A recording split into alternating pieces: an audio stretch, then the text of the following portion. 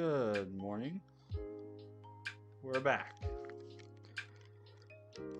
Oh boy, we're back. Hopefully today is a much better day than yesterday. 6 hours of streaming yesterday and no dice on the additive code problem. Good morning, Oblivious. Good morning, Lasdrin. Good morning, 199. Wow, 199 was here super early. He may not still be here. But yeah, good morning to those of you that are here. It's nice to see you all. Hopefully today, like I said, hopefully today goes better than than yesterday. I spent probably another, I don't know, I probably spent another 5 hours off stream yesterday fucking with that problem, and I still couldn't figure it out. So it's good times. If you ever want to circle back yesterday, I can share what specific. Yeah, for sure. Yeah, lay it down. Also, if you have your code, the code always helps me too. If you want to share your code, that would always be great too. You don't have to, obviously, but if you ever want to. I did build a visualizer for one of the, not for all the problems, but for one of the problems, which that kind of helped me work out part of my algorithm. Still doesn't work for everything, but it works for some things.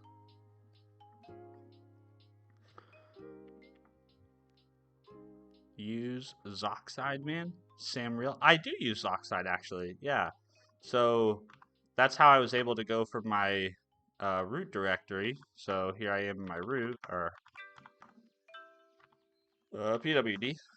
And then I changed actually into my advent of code directory, which is actually 2 directories away.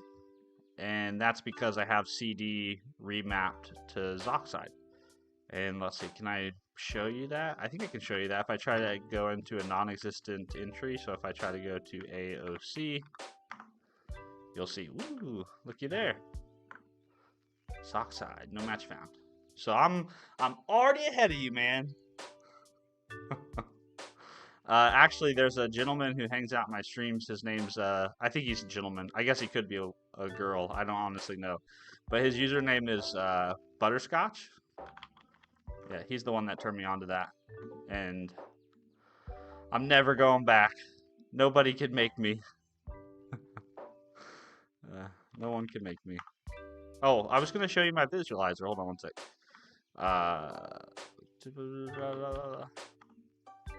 Git checkout. Day 10. Oh.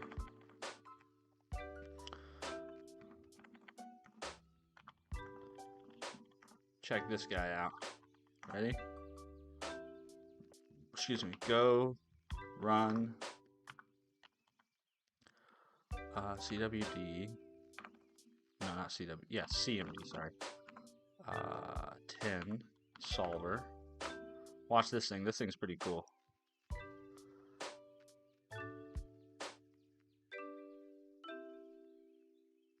If it ever runs. Oh my goodness. Oh my goodness. There you go. So this is actually solving for DNF in real time. And then it'll show like whenever it's exceeded the invalid condition. I spent way too much time on this yesterday. And then it'll print out whatever the last is. Although it only works for that very first example problem. I'm sure I can make this work for more of those problems, but I just needed to be able to visually see the solution happening to understand what the fuck was going on. I say that, but I still haven't solved it. So, what are you gonna do? What are you gonna do? Bro, hey, what's up, Voldemort? How are you? It's been a minute, Voldy. You having a nice life? Never heard of Zoxide, but it sounds cool. Yeah, it's very cool. It just, I guess to summarize it from my point of view, it basically just allows you to navigate multiple directories without having to actually go through the full directory path to get there.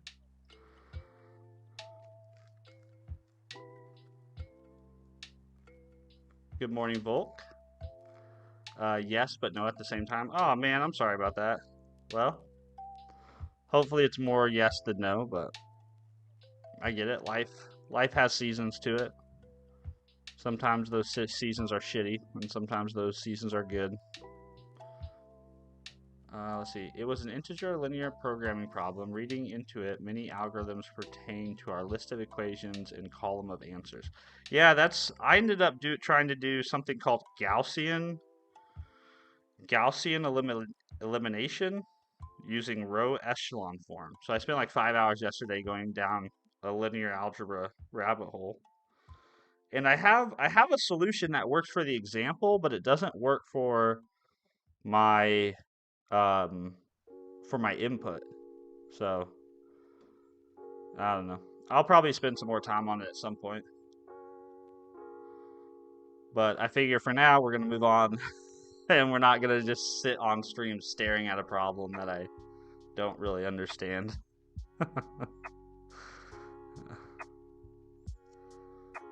I've been feeling really sick for the past few days. Oh, dude, being sick is the worst. Well, I've said that before on stream. Like, if you don't have your health, what do you really have, right? Like, your health is everything. Everything.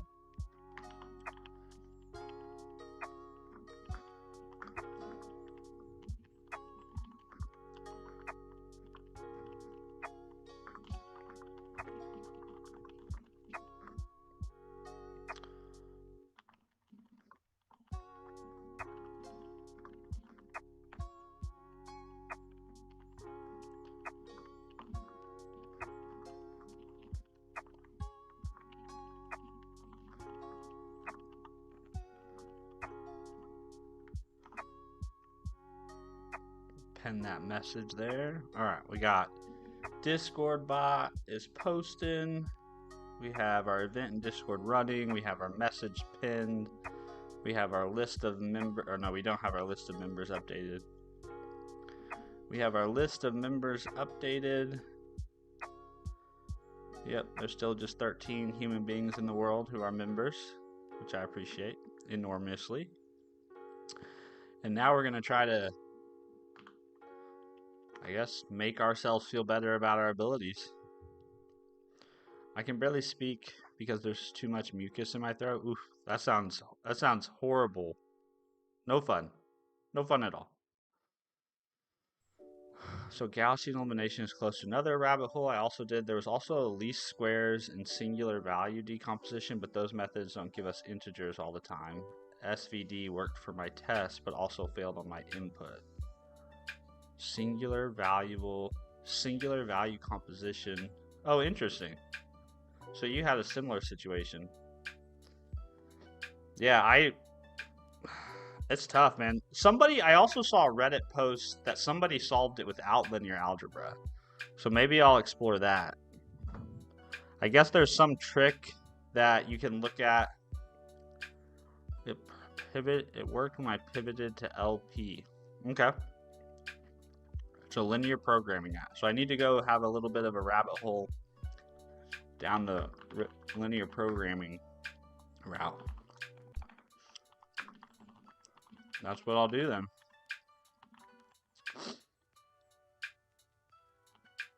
What are we, day 11? Part uno? Yeah, that was definitely one of those things that yesterday made me think, I think I'm going to go enroll in a linear algebra class. That's what that yesterday made me think. I'm going to go down to the local community college and sign up for linear algebra.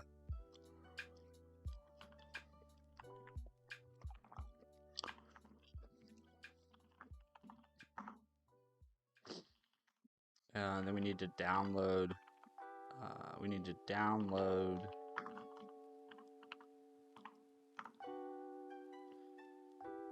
11 already exists. Oh, okay, cool. So we do AOC download.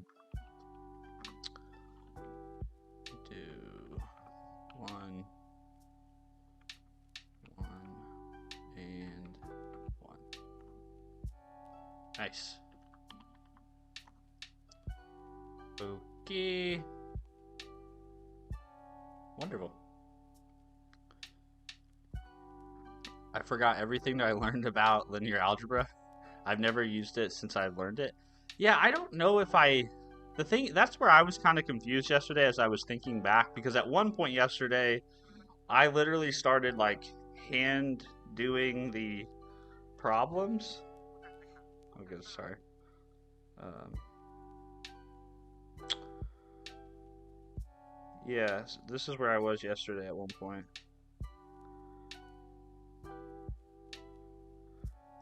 Like I was hand solving the equations like this. Can you see that? Will that focus? Come on, focus, camera, focus.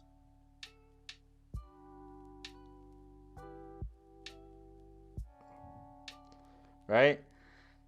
And when I was doing that, I was like, man, this is bringing back a lot of memories about algebra, but I don't know if I ever took specific linear algebra. I know I took college algebra, I know I took calculus, I know I took trig,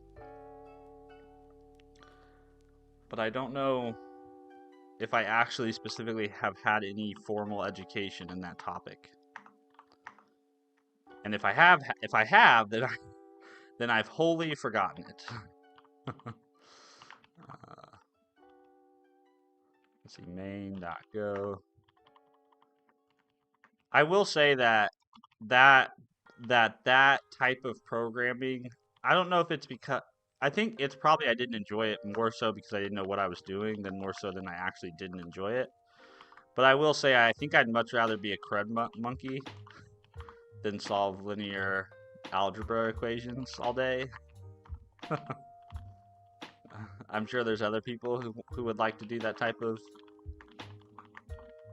programming, you know? But I do know that linear algebra like that, matrices, you know, have working with matrices in that way is super important for machine learning stuff. So maybe I need to get more comfortable with it.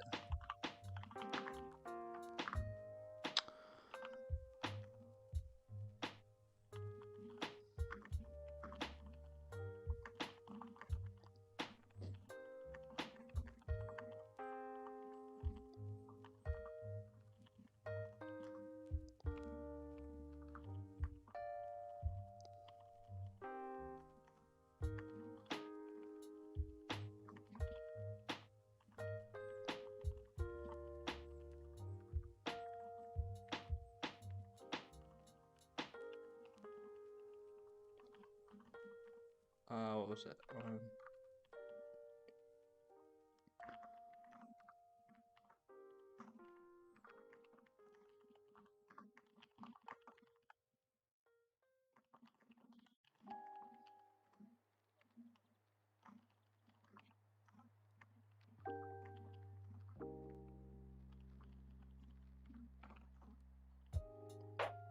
All right, we're set up and ready to go. Hold on. Without trying to spoil it, you can use relaxation and branch and bound algorithm. Interesting. Okay. I'll have to go down those rabbit holes. I don't think at this point anyone's spoiling anything, right? I mean, I'm not going to be able to solve it without learning the necessary bits of information to solve it, and then I'm also not going to be able to solve it without being able to translate those necessary math bits to actual code, right? So it's like at this point, it's less about being able to say that I solved it by myself and more just being able to say that I learned something from it, you know? What are you going to do? What are you going to do? I mean, it was bound to happen. There was bound to be one problem this year that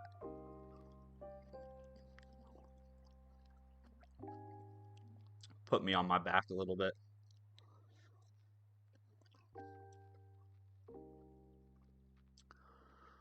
199. Sorry, had to restart my PC. All of my parts arrived outside of my screwdriver. What? Do you want to see a PyTorch arc getting AI to draw the Go logo? That sounds cool. Although, it makes me think like, is it valuable to get an AI to draw the Go logo, or is it just novel? That's a lot of I think about that a lot with AI. Like, is it is it novel, or is this a novel use case, or is this an interesting use case?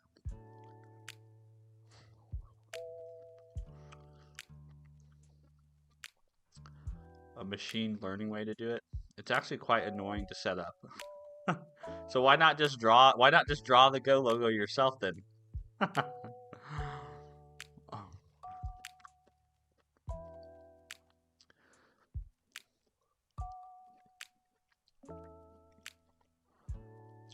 Mochi Mochi, are you an entrepreneur? No, I probably wouldn't claim that title today. At one point, I would have claimed that title when I had my gym. Um, I ran a gym in Joplin back in my hometown for about three, 2.5, 3 years. Actually, you can still find our website. Let's see, Joplin fatlossgurus.org. This one right here. Yeah. So I actually had a gym for about 2.5, 3 years. And it was a blast, man. We had such a good time. It was a ton of fun. Got to work with a lot of nice folk. But today, I probably wouldn't claim that title. Maybe one day again, maybe in the future.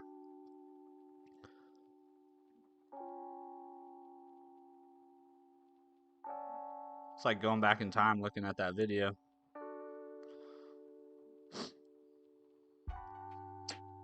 But not anymore. Now I'm just a guy who makes YouTube videos on the internet. Now I'm just a dad in Kansas who likes to stream from his basement each morning.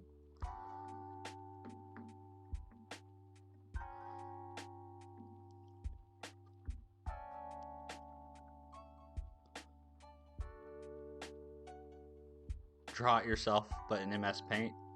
It's hard to use MS Paint. People make fun of Pirate Software for using MS Paint to draw on the screen and stuff, but that's actually like super hard to do. Or at least it's super hard to do it as well as he does it.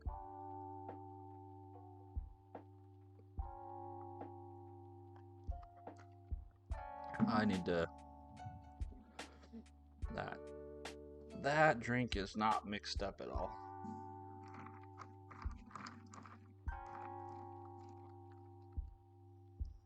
One sec.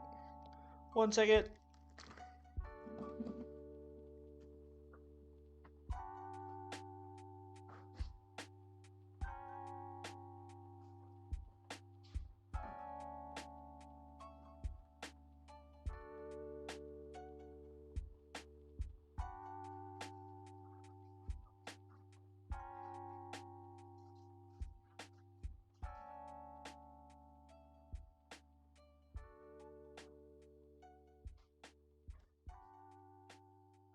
Echo. Turn on the basement lights.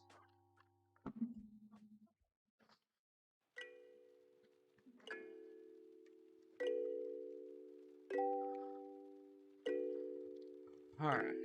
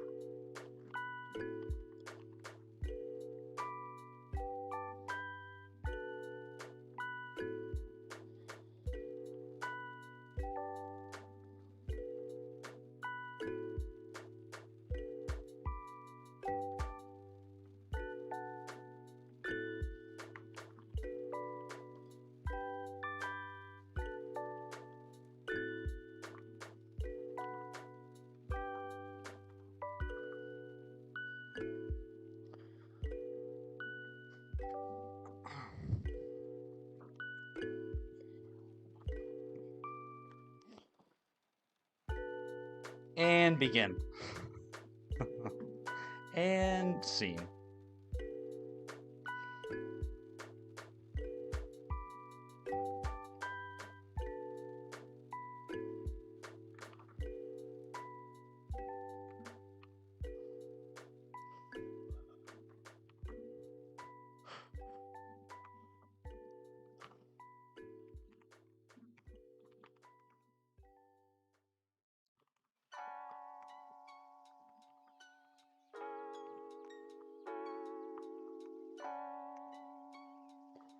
Alrighty.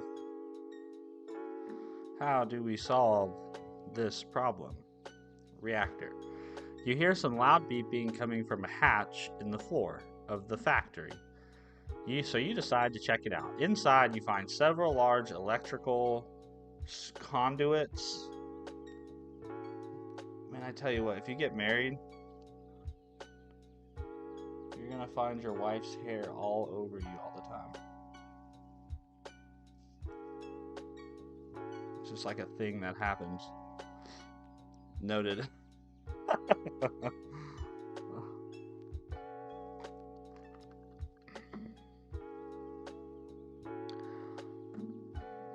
That was good timing. I know that wasn't about what I said, but that was funny. You hear some loud. Okay. Hey, what's up, Arvin? Long time no see, my friend. How you doing? I heard you were talking to. Was it Artwork Studio? Somebody said you guys were talking yesterday about object-oriented programming off stream. So nice to see you again, dude. Inside, you find several large electrical conduits and a ladder. Climbing down the ladder, you discover the source of the beeping. A large what is that word?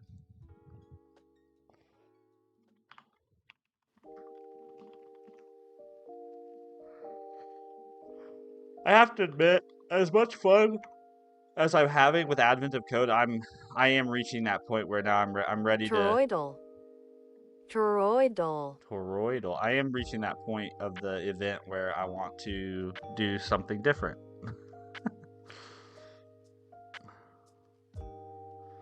Wifey sometimes drops her hair when she uses my laptop or desktop. It's infuriating to remove it. It's all over the place, man. It's the nature of the beast, I guess.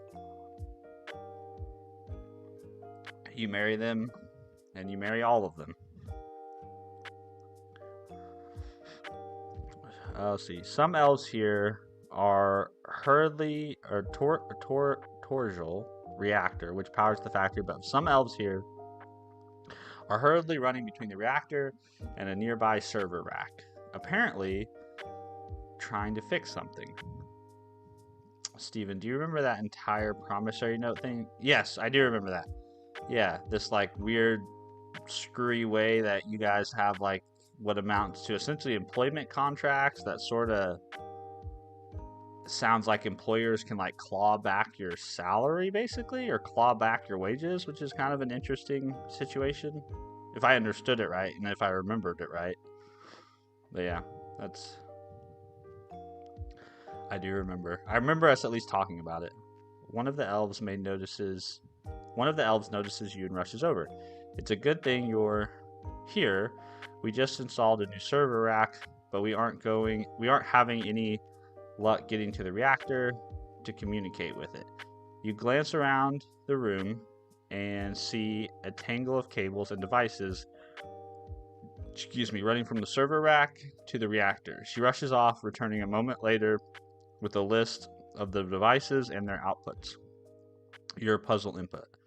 For example, AA U HH. Okay, so we basically have. This is essentially. I think I've seen an input like this in Advent of Code before, or at least something like it. This is essentially a graph. What this is, though, I don't know. And it looks like there's multiple of these. So this must be a destination or something. Each line gives the name of a device followed by a list of devices to which its outputs are attached. Yeah, so this is a graph, right? This is a graph. So BBB colon DD EEE means that device BBB has two outputs, one leading to device triple D and the other leading to device triple E.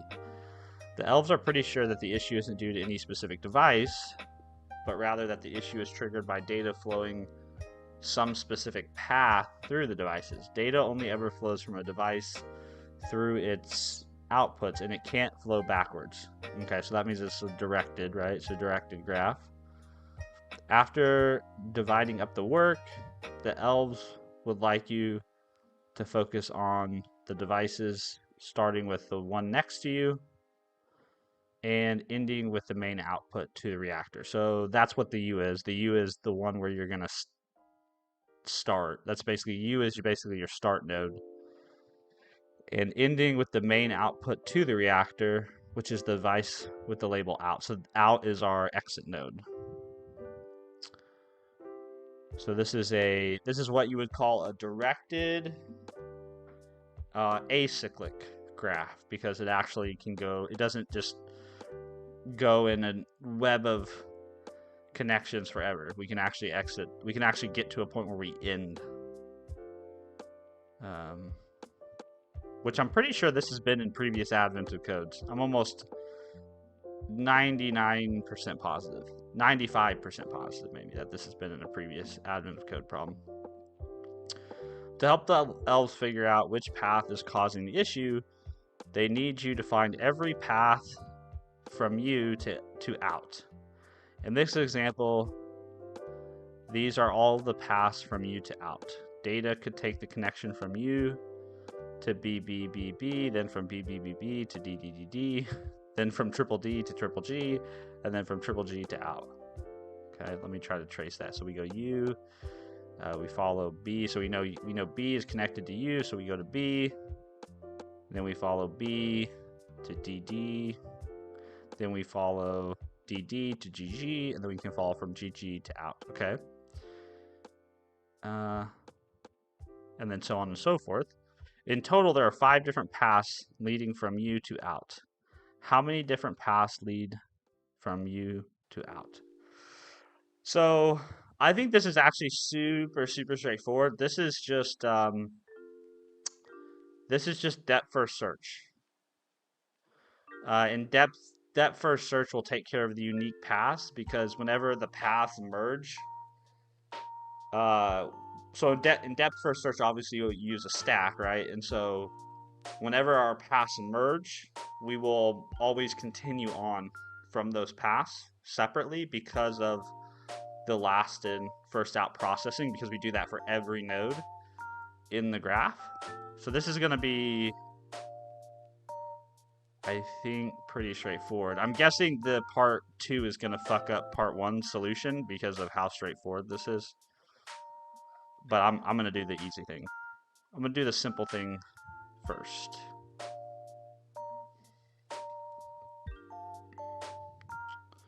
Hold on, I fell behind. Let me scroll back up. Arvin, by the way, it wasn't clawing back salary, it is cash. It is taking employees' money. Well, isn't, well, what, I guess I don't understand this distinction to you between salary and cash. Like, my company, Roshan, thanks for subscribing. My company says they pay me a salary, but they're really just depositing money into my account every 2 weeks. So I mean, to me that's a weird distinction. I don't really understand the difference there. Today I learned about hunter checks, even more bizarre thing than that. Hunter check is its legal term, not street slang. It's even worse than promissory notes. Didn't learn about its legalese. I just know I will avoid that shit. Okay, nice. Yeah, let's avoid shitty business practices.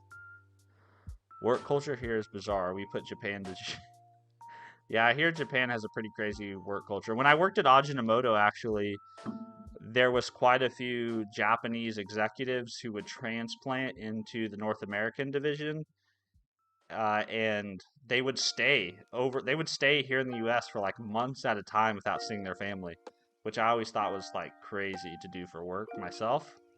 But I guess that was really important. Apparently, that was like a really important thing as an executive. If you wanted to move up in the parent company of Ajinomoto, you needed to have experience working in their global their global company, which I thought was, 1, an interesting requirement, and 2, kind of painful for the people who have to do it.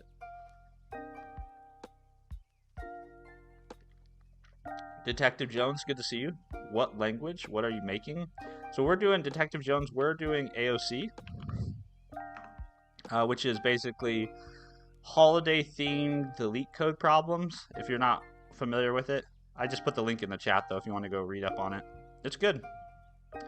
And we're doing it in Golang. So people do it in all kinds of languages. Some people use Excel to solve some of the problems. Like, it's kind of all over the place. I did the last 2 years in Go, and so this year I decided, or the last 2 years in C#, so this year I decided to do it in Go. And it's been good. It's been a lot of fun. Not real programming? I don't know. I think Advent of Code's real programming, in my opinion. But I guess if that doesn't fit your definition, that's okay too. You're allowed to have your own definition. Good morning, Artwork Studios. Good to see you, friend.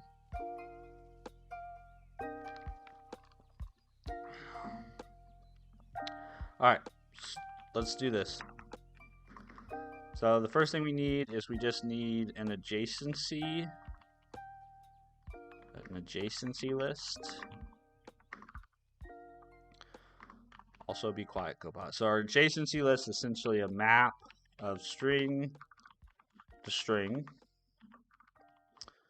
Well, actually a slice of strings. So this is what's going to basically represent what is in our whoops. Where is it? This guy. It's basically going to represent this, right? So we have an entry for each node that tells us what other nodes are its neighbors. That's basically what an adjacency list is.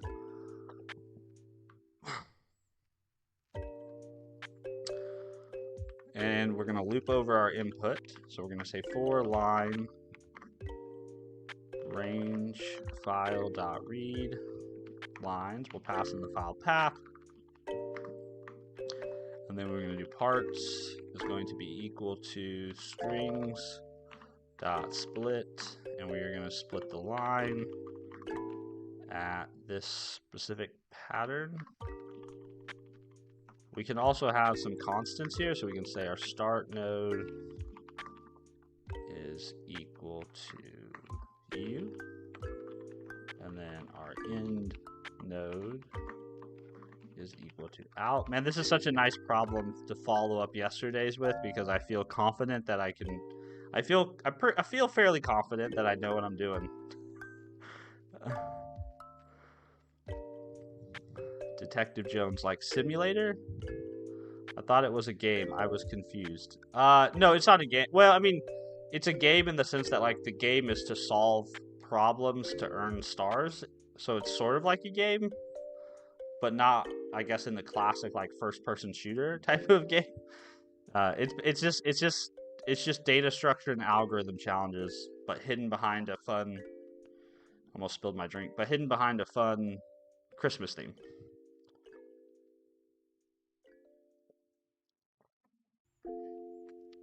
That's what we're doing.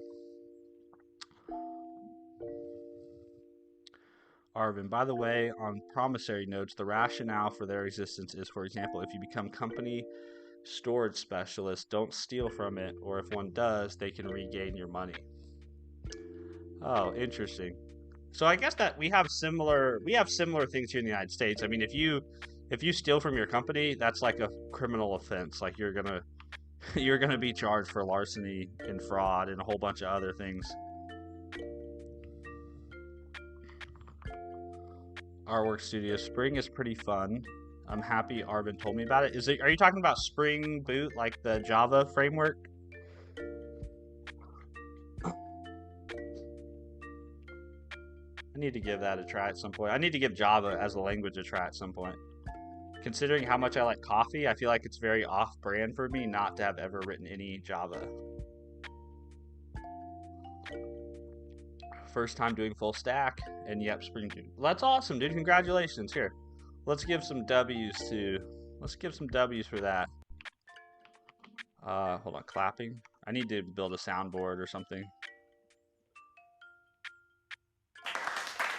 There we go. First time doing full stack. You the man, Artwork Studios. Expanding your capabilities. I love it. That's awesome, dude. And I'm glad you're enjoying it too. W. That's right. W, man. Hey, good morning, Muaz. Good to see you, friend. How are you?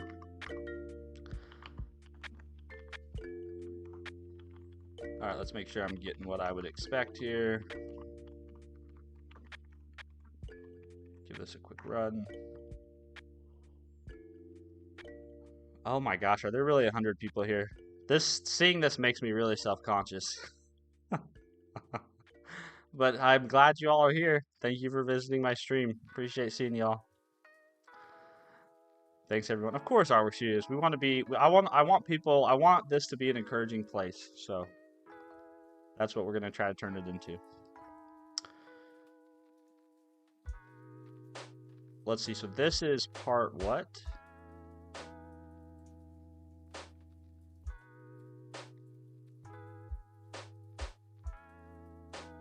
Oh, I see.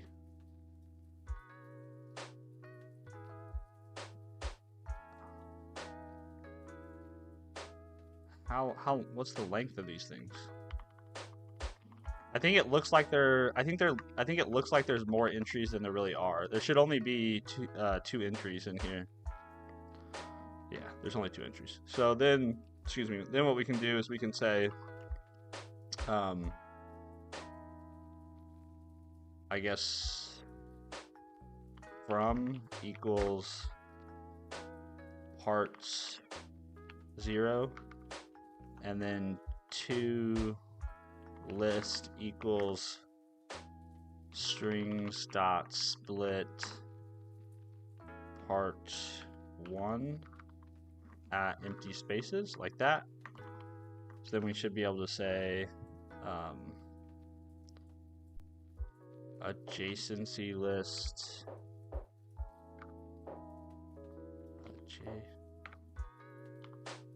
it's commented out. I was like, why am I not getting autocomplete? Adjacency list, and we can say this has an entry of from, and then like that, and then we can print our adjacency list. Let's see what this looks like. Danny, is switching to NeoVim from VS Code because of low-end PC a good idea? I have an old PC around i3 that I use for hobby. I think it could be a good idea. I've never really benchmarked it though, you know?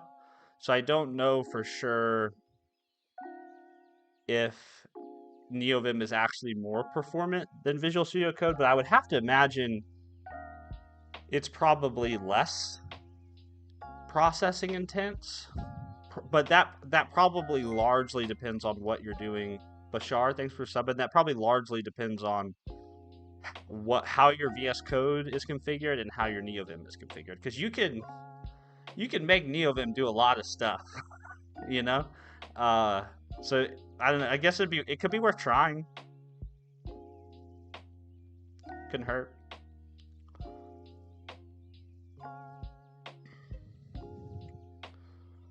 Arvin, if they write for the goodwill of doing the task, it's like saying, if I give you my house in form of a legal promise if I violate corporate service integrity. Oof, that's tough, man.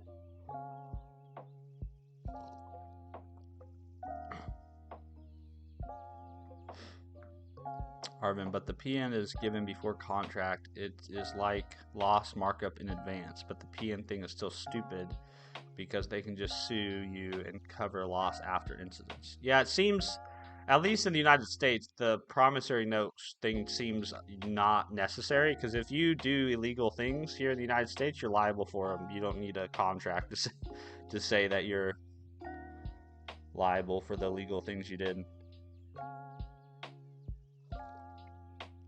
Who asks, who's Arvin, though? Arvin is one of our chatters. I don't know if you can see him, but he's there. He's one of our chatters. Oblivious said, oh, 1000%. Well, there you go, Danny. Oblivious. I would believe Oblivious. VS Code is really poor performance. There you go. I don't know if that's true, but if she has experience comparing VS Code to NeoVim, then, because I don't really have performance problems with VS Code myself, but maybe I'm not pushing the limits like some of y'all are. Maybe the things I work on are not complex enough. I have done a lot of Java. It was my first language. Nice. Yeah, I'd like to go back and learn some Java. I feel like it's very off-brand of me. I love coffee. I feel like I should probably know how to write the coffee language. But since our nation is a good chunk of thieves, and since it's easy to pull the steal corporate money and run away from country, they have to anchor thieves up front, so there seem to justify it. Oh, okay. Well, yeah, every place in the world is different. I don't ever want to try to paint my experiences here in the US as the only experiences, right? So I get it. Other places in the world do things differently. They have different problems. Danny, I do personal projects via Django, Docker, in my PC, and VS Code lags so much. That's difficult. I mean, Docker's heavy. I mean, Docker's far heavier than... I'm guessing you're using Docker Desktop. That's far heavier than probably Visual Studio Code, I guess, depending on what you have running. Good to see you, MD. How are you doing? Well, there's nuance in comparing performance of an Electron app and a terminal app. Yeah, for sure. For sure. It's completely different things. Yeah, completely. It's like, can you make a comparison between apples and oranges? I don't know. Muaz, have you worked with Next.js, and what would be your pick right now? Next.js or Remix? So I don't have a ton of experience with Remix. I've heard wonderful things. I follow this guy named Kinsey Dodds online, and he's all about Remix. He's built like a whole kind of like, he's built like basically like his whole own like meta sort of framework on top of Remix, which I think is great. I think if you're considering using Remix, you probably want to go look at React Router now. Although there is a new version of Remix coming out, but it's like they basically took Remix and they took everything that they were going to do new about Remix and they did it in React Router 7.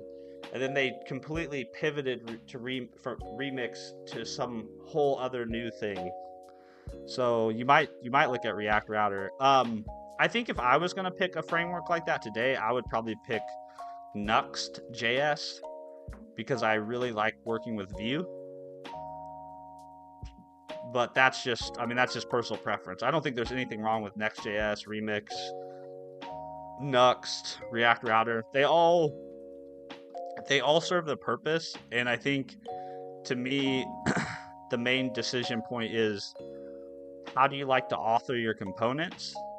And then how much of the functionality are you going to end up needing, right? Like, do you actually intend to need multiple pages? And do you want file-based routing?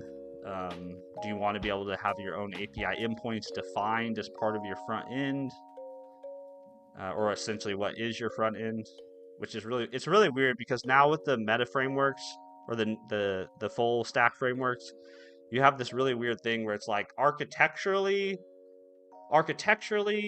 a Next.js site is still mostly a client, but it's also turns into like a server and a client in a lot of cases. Like I see a lot of people now, it's almost like their Next.js site is like their front end and their back end for front end, if that makes sense, which is kind of interesting paradigm. Glenn, thanks for subbing. Good to see you.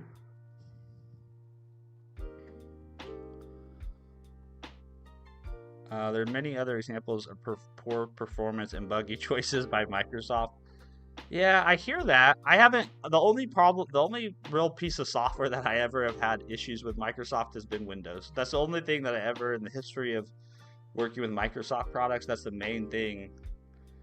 That's the main piece of software that I've had historical issues with. Windows 11 hasn't been that bad, but Windows 8 was awful. Windows XP seemed like, I know a lot of people say it was a great OS, but I always had issues with it.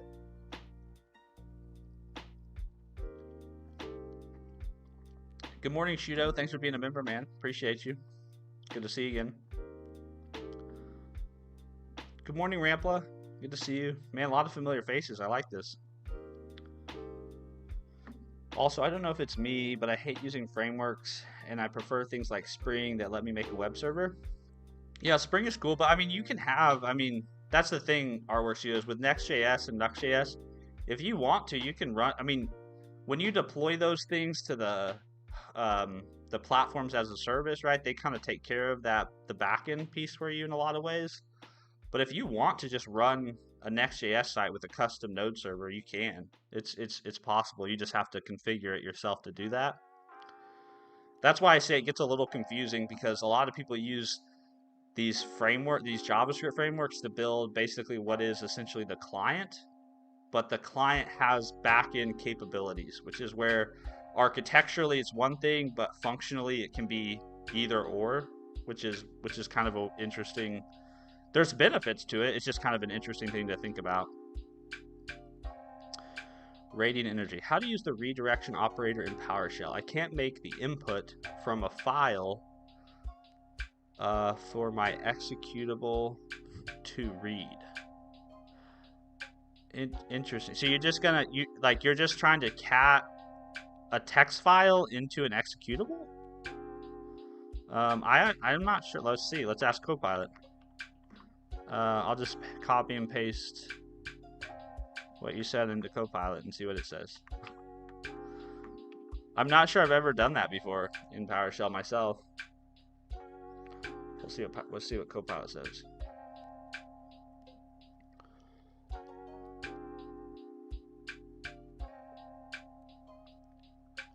If it ever runs. Let's see. So you can do get content, pipe operator, and then call your executable, according to Copilot.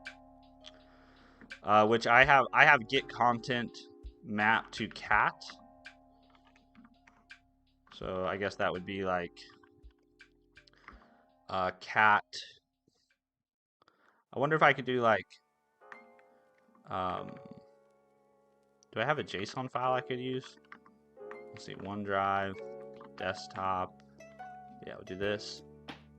And then let's pipe that to no, from JSON. Yeah, there you go. So that's probably how you do it. That's not going to an executable, but that's going to another command.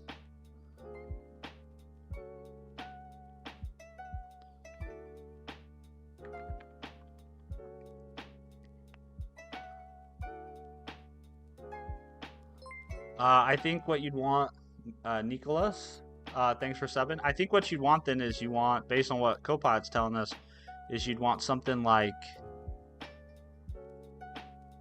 you want to cat the input to the executable, I think. Yeah, I think. I mean, that's basically I guess what I'm saying is I'm assuming that your executable is written such a way that it expects as the first argument to just be, you know, text from a file, right? That you're not trying to actually read the file in, because that would be a different thing. Got it now. Okay, awesome. Yeah, happy I was able to stumble you to the answer. Let's see. Have you ever made a server rendered site? I personally don't see the appeal. I have made. That was actually one of the first websites I built. I followed this Pluralsight course taught by this guy named Sean Wildermuth. It was using basically ASP.NET and MVC. So Sean Wildermuth. He has a pretty big following in the .NET space. He's made quite a few Pluralsight courses. He's a nice guy, it seems like. I've never met him in person, but based on what courses I've taken from him. But yeah, I built a server rendered site, and I just built one in Go actually. I just built a statically server rendered site in Go. I definitely think there's a place for it. I think if you're doing anything with anything that heavily relies on SEO, it's probably very helpful for that. I think sometimes a lot of brochure websites could probably just be server rendered. They don't need to be spas. But there's definitely, it's having the optionality to pick between rendering something on the server and rendering on the client is really, really nice, right? However, it also can be kind of confusing, particularly in the JavaScript frameworks, when you have to start thinking about, okay, is this on the client? Is this on the server? Where is this actually happening? Like, to me, that was one of the reasons I moved away from using a lot of the server-side rendering that's come out for React and Vue.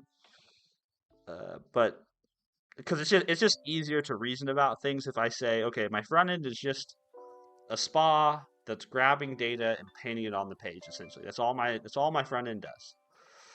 When you start mixing that with, oh, my front end also has API endpoints, and then my front end also has components that are rendered on the server and HTML sent to the client. Oh, and then also some parts of my site are rendered on exclusively on the client. Now there's just like so much things I have to think about when I'm developing that just adds, I think, a cognitive load that isn't really necessary. Again, though, I might not be building projects that fully realize the value of some of these technologies too. So I kind of have to pass my judgment with kind of a grain of salt, or my thoughts with a grain of salt.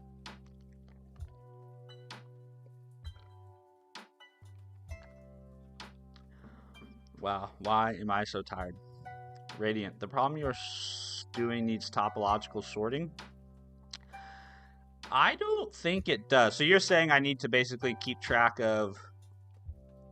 You're saying I need to keep track of how many connections come into each node and then sort according to that. I don't think I need that for this. I think I can get away with just doing depth first search. Maybe part 2 I'll need that. I don't know. I guess it depends on what part 2 is, but I think I can get away with just using a stack here and running through the list of neighbors. So that's at least what I'm going to try to do. Spas are my beloved. Yeah, spas are nice. I will totally agree with that. They just keep life simple. Your client does one thing, your server does all the other things.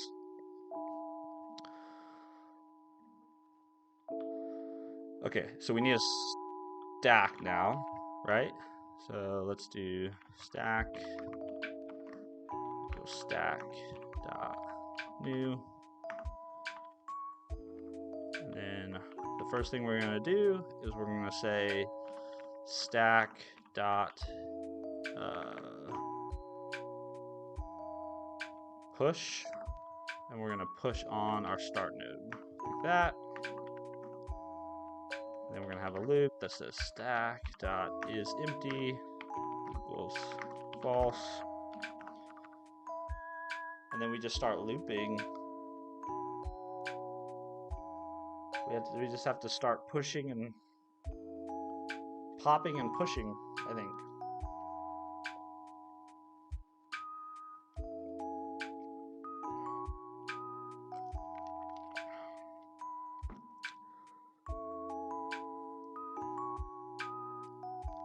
I don't know if I like this music.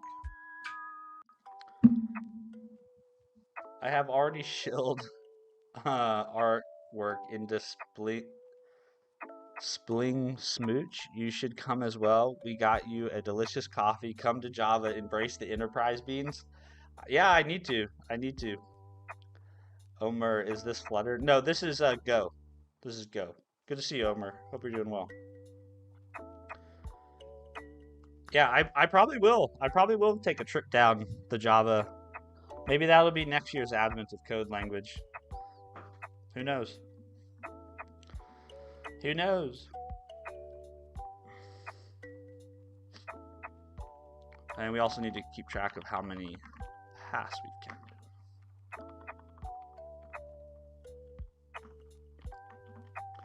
Go's okay. I never tried it before. Yeah, Go's great. Yeah, I'm only. What is this, chat? This is my 51st day writing Go, so I'm relatively new to it, and I haven't built a ton of actual real-world projects with it, but I've been using it to solve the advent of code problems, and so far I've gotten to the point where I don't really think too much about the fact that I'm writing Go anymore. Like I feel comfortable writing the syntax, and that feels good. That feels like I accomplished what I set out to accomplish this year. Like my goals for advent of code this year were use a language besides C# and make it further this year than I did last year. And so far I've accomplished both those things. So a win is a win, you know? A win is a win.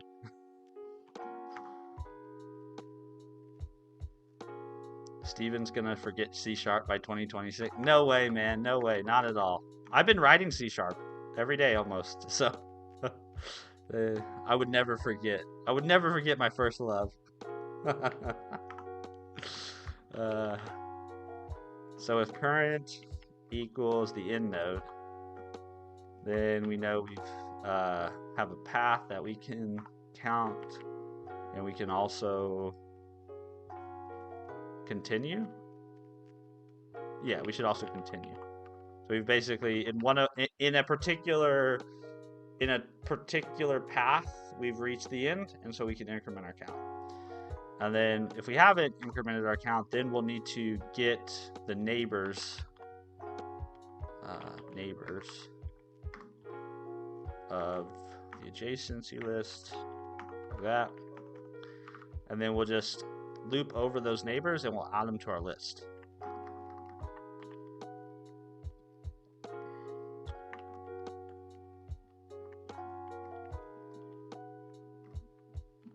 Part 2 has to be something. I'm guessing part 2 must be something. They must screw with the requirements because this is far too easy to implement. So there must be something about part 2 that makes this solution invalid. Because it should work for part 1. It should be pretty straightforward to do this for part 1.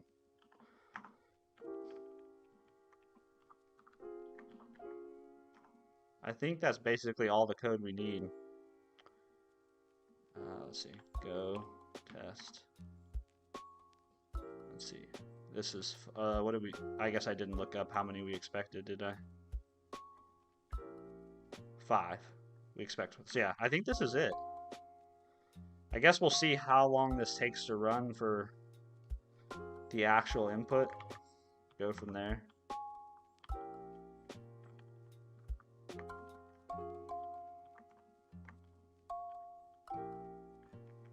This is a nice change from yesterday, though, I will tell you that.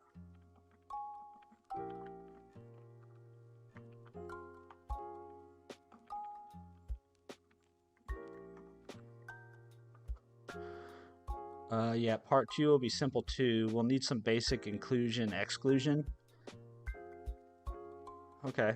So probably I can get away with some sort of memoization or something of my depth first search.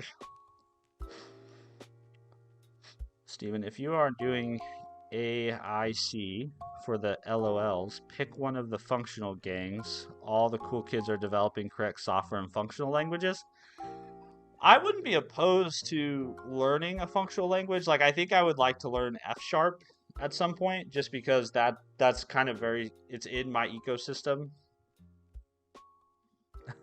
Artwork Studio said, I will never forget my first love. Kelsey? I guess I should have said my first programming language. My first programming love or something. I should have added some modifier there. But yeah, Kelsey still holds the #1 spot for sure. Yeah, I would like, but going back to the functional language question, I think F# would be cool to learn. I've seen people write Haskell, like I've seen Haskell code, and I thought, well, that's kind of alien. But yeah, maybe one day we'll take a functional side quest. Radiant inclusion exclusion principle. I have no idea what that means. I don't know what that means. But I will put that in the back of my head for tomorrow, so that when I get stuck, I know what to Google. Omar, is Go compile or irreparable code? I don't know what irreparable is, but Go is compiled. Yeah, it is. It is a compiled language. So you actually end up with a with essentially a binary that you can run. It's all self-contained. Yeah, so I've done some thinking, and I think I'm going to go with Next.js for an ecom website with a built-in product customizer. That's cool. Should I go with the same Next app for both front end and back end, or diff Next app? Yeah, I mean, I would just go with I would just build a monolith if you're using a Next app. Yeah, just it seems like if you're going to have a separate front end and a separate back end, then you probably, why not just write the back end in something that's not Next, you know? I mean, I think there are architectural benefits from having a back end for front end, right? And what I mean by that is, like, you can have a back end server that just concerns itself with back end things. And then you can have a Next.js site. And the Next.js site, the benefit of the Next.js site is the Next.js site also has a server ability, right? So you don't have to do everything on the client. You can do everything on the client if you want. But if you wanted to have your Next.js do things to do like server to server communication for whatever reason, I don't know, maybe there's some expensive operation that you want to do on your server before you render or send data up to the client, you can do that, right? So, but I feel like you don't need two separate Next apps. Like maybe this is a Next app, maybe this is Next.js, and maybe this is Hano, right? This is just a Hano API.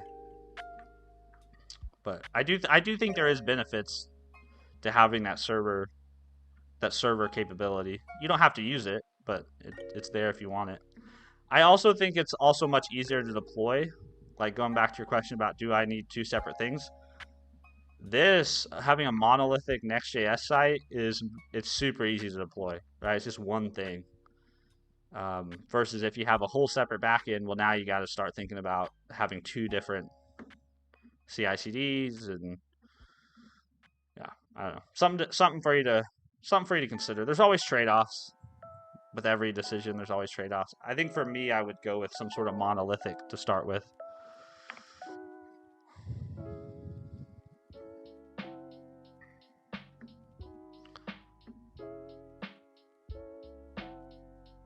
All right, we need to see if our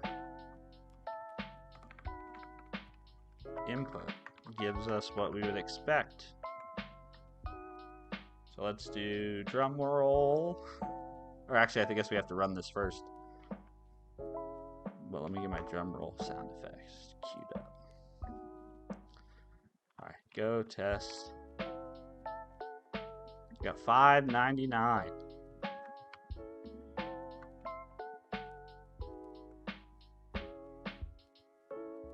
Where's my? There we go. All right, drum roll, please.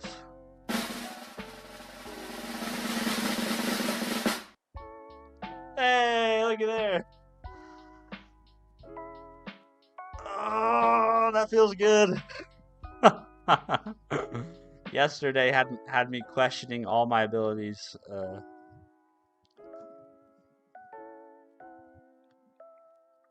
CR Studios, have a good dinner, man. Appreciate you.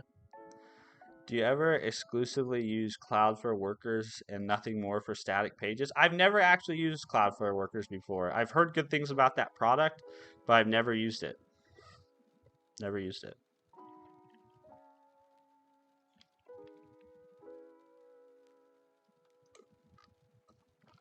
Now it's December, the month of slacking.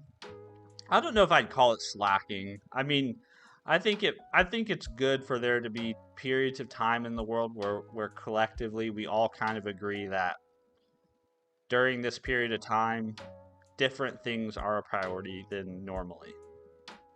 I think that's a good, healthy space for society to exist in sometimes, right? Like we all kind of collectively understand, Yeah, we have to do normal life stuff, but for the most part right now, at least here in the United States, for the most part right now, it's about the holidays, it's about family time, it's about taking a breather, it's about reflecting on the year that's happened and looking ahead at what maybe you want your next year to look like. I think there's something to be said about that. I don't really think it's slacking as so much as just shifting your focus, right? Shifting your priorities. I think that's a good thing. Shoot, a gold star. Thank you guys. Nice. GG. Yeah, it's super simple. I mean, I've probably implemented that depth first search now. I don't know. We probably did it 2 or 3 times practicing in November, and I've probably done it 2 or 3 more times in previous Advent of Code problems. But it does make me curious to see what part 2 is going to be. That's for sure. Also, W for the generic stack implementation that we did earlier. I don't know when we did this. Did we do this like day 8? I don't know. One of these earlier days we extracted our stack implementation, which was a good idea. It was definitely a good idea. All right, well, let's add our little notes to our README. I don't know what else we'll do this morning, but we have another hour and a half to do whatever we'd like, really. I'd like to keep working on that Stripe site that we worked on a little bit. Let's see.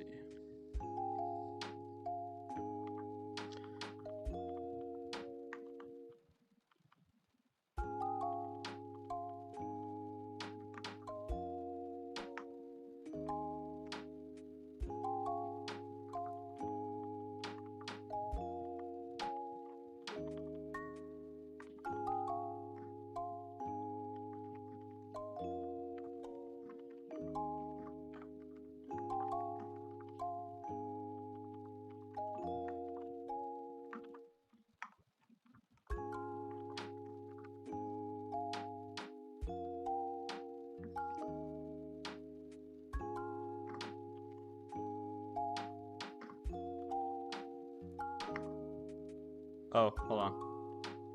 I did not update my test. 599.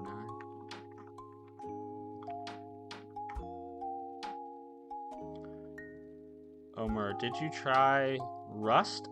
So I've been trying to learn Rust. I started a Pluralsight course. So I had a false start on learning Rust in like December or January of this past year.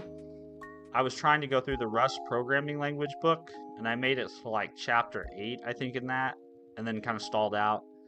And then just recently, I started taking a Rust course, like a Rust fundamentals course on Pluralsight. And that's been good. I mean, I think the language is super interesting, right? I don't have a ton of use cases per se for it, other than just to learn it, to know it, and then maybe if I like it enough, build some stuff with it. So at this point, I could say I've tried Rust, but I don't know Rust, is what I would say. So more to come there, I guess.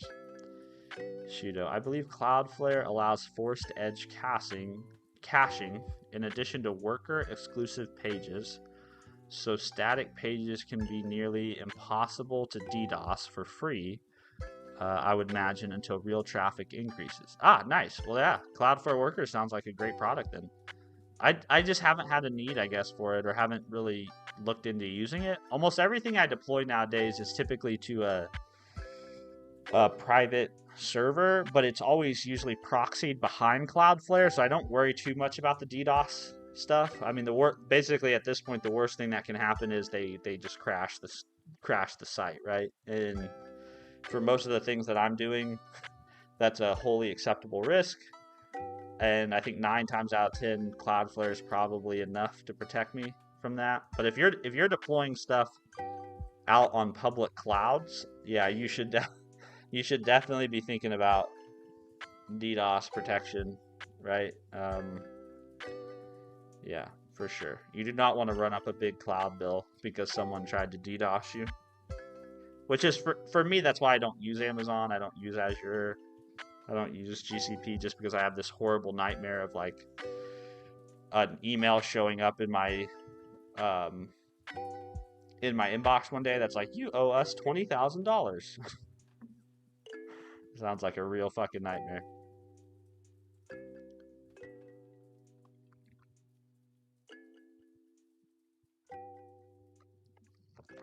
Arvin, yap with chat, yap, yap, yap. Forget the code, forget that exists, go with the vibe. that's that's basically summarizes my stream. Yeah, that summarizes the stream right there. December is the happy month. Happy month. Y'all agree? Yeah, December is a great time of the year. Holidays are my favorite time of the year. Christmas in particular. Thanksgiving is good. Easter's good. 4th of July is a lot of fun because you get to blow shit up here in the United States. But I think Christmas is by far the best time. Like, we have a full house right now. My sister-in-law's here with her kids, and my mother-in-law's here, and my other sister-in-law here. So we have like 10 people in the house right now. So it's like a full house. It's fun. All this crazy kid energy. It's good times. I think you can force caching in that case still, but yeah, definitely understandable. The proxy alone is great protection. They have tons of signatures for attack behaviors learned.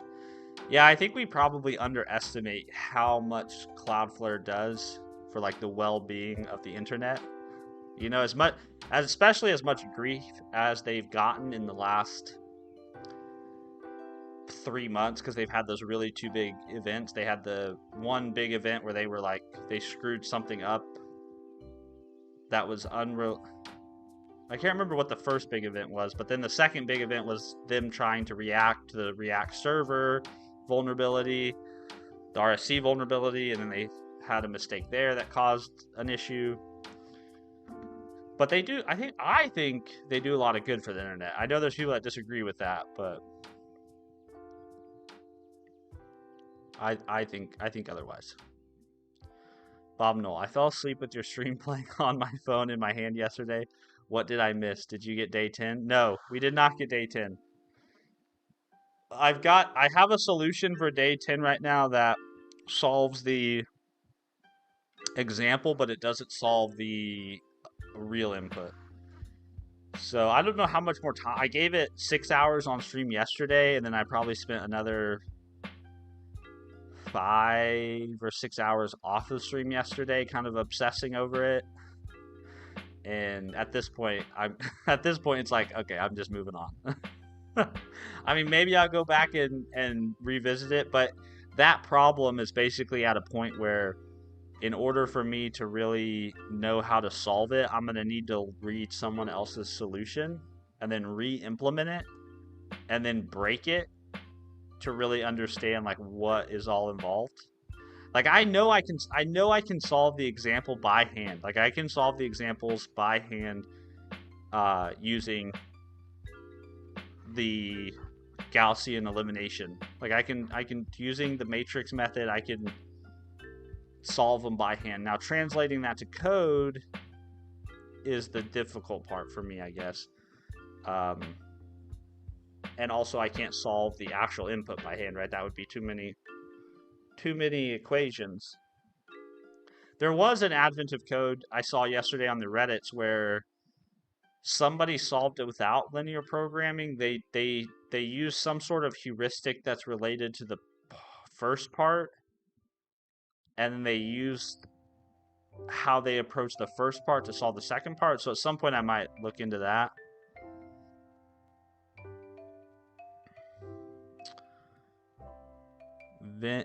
Vin Silva. I'm just going to refer to you as Silva. I'm sorry. I don't know. I'm afraid to say your first name and butcher it. Can you summarize what you're currently doing? I've just started following. Well, thank you, first of all, for following me. Where we are right now in life is it's December 21st. Richmond, thanks for subbing. It's December 21st, so it's the holiday time. And one event that always happens during the holiday time is called Advent of Code. So if you're not familiar with it, Advent of Code is basically a sort of leak code like or data structure and algorithm like challenge where every day during Advent, during the month of December, now it's only the first 12 days, but I'm actually doing, each day has a part, and so I'm doing one part a day, and it's put on by this guy named Eric Wastel. and we're on day 11, part 1. And today's problem was basically a directed acyclic graph that we had to process and count how many unique paths through that graph there were. Is essentially what we were doing today. And what that looks like in our code is like this. So we basically have an input. So this is what our input looks like. It's basically here's a node, and then here's all the nodes that node is connected to. And so what we do is we build up that list, and then we process it using a stack. So as we go from the start node to its neighbors, we're gonna start at the start node, then we pop the start node off, and then we process each node as we pop it off the stack. Last in, first out. And if we hit the end node, then we increment the path count because that means we got to a path. Otherwise, we just add that current node's neighbors to the stack, and then we process it. And then the reason why this works for unique paths is because whenever you have paths that merge, they have like an overlapping node, you still process the paths separately because you added them onto the stack in last first out. So you're still going to process those separate paths.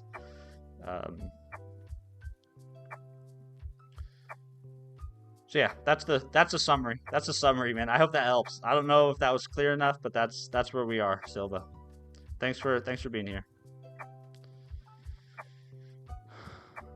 Let's see. Part 1 or part 2? Oh, sounds like you did get part 1. Yeah, day 10, part 1 I got, which was tricky. Day 10, part 2 I did not get. You suck at programming did it live on stream without algo and in bash. Did he really? That's incredible. I'll have to go watch his shit.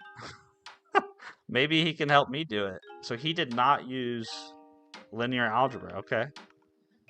See, because that's the part that for me I have a very weak background. So trying to use it to solve it. Let's see. You suck at programming.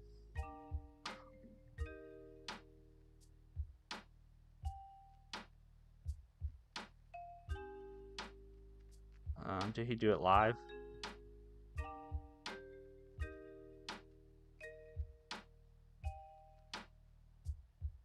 Oh, there we go. Oh, it didn't Rust. He did it in Bash and then he did it in Rust? Holy shit. Okay.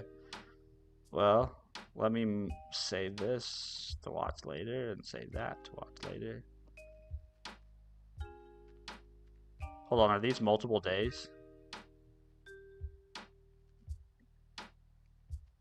Oh, it looks like there's multiple days. So it actually took him multiple. He didn't do it in one stream. Okay, that makes me feel a little better.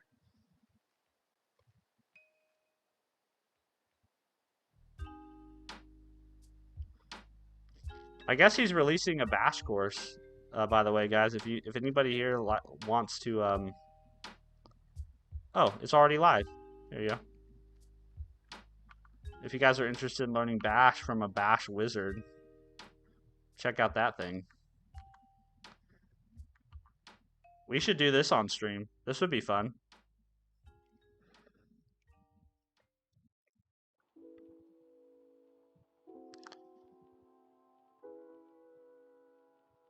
He put a lot of effort into this. I just don't use Bash that much. That's the thing. But it would be fun to do it, I think.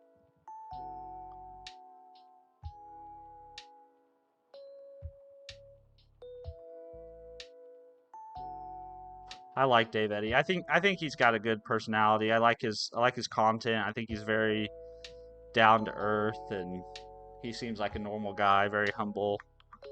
I mean, I know his brand is "You Suck at Programming," but that's not at all. And I think he's talked about that. He's talked about changing the name of his channel and stuff. But he doesn't actually come off as being like a complete asshole, you know? Or really, I wouldn't say even an asshole at all.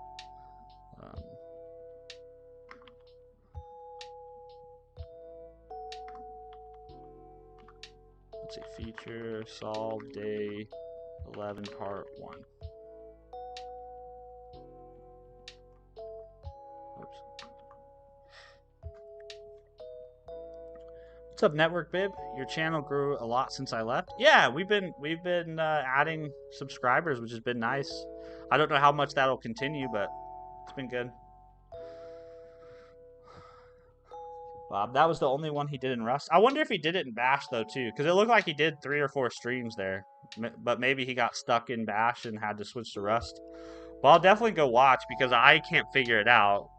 Or I can't figure it out, or I thought I couldn't figure it out without linear algebra. So I spent a bunch of time yesterday trying to like do a crash course in linear algebra, and I have some rough implementation of a Gaussian elimination, but it's not working for my real input. So if you can solve it without doing that, I would love to. Apparently, from what I gathered from reading the Reddit solutions, a lot of people used some third-party library in Python called Z3 or something to do the linear algebra.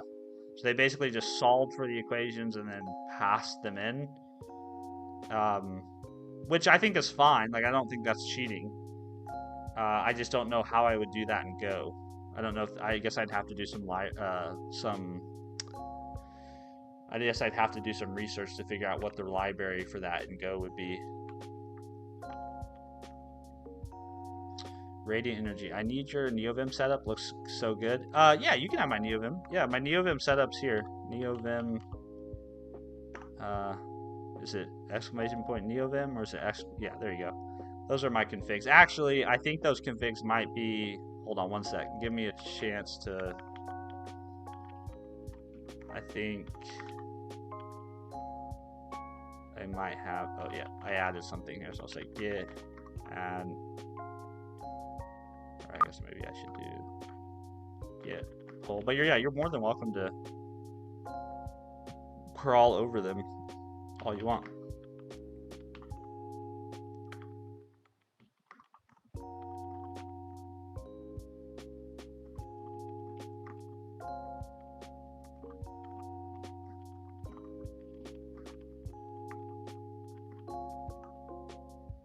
There you go. Yeah, those should all be up to date now. I don't know how good it is. Most of it, there's a large portion of it that came from. I need to give credit to where credit's due. A large portion of the config came from following this playlist, NeoVim for Noobs. It's like a course by this YouTuber named Typecraft. So a large NeoVim portion. A large portion of it came from doing that course, and then all the C#.net stuff. That was the part that a large portion of that was my own, tinkering. And I've changed some stuff, updated some stuff, added some stuff, but if you're looking to get started in NeoVim, this is a wonderful place to start.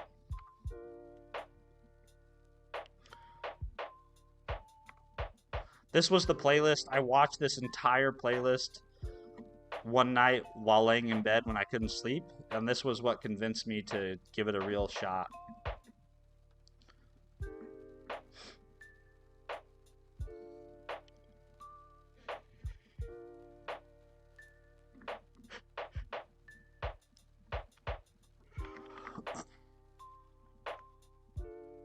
Most people use Z3 or spicy. Well, there you go. So yeah, so I guess I shouldn't feel terrible about myself that I couldn't figure out how to solve it. Although I do wish I could solve it. So I'll probably be doing some more studying on it at some point. I just didn't want to sit on stream and stare at the problem for hours. I didn't think that would make for very engaging streams.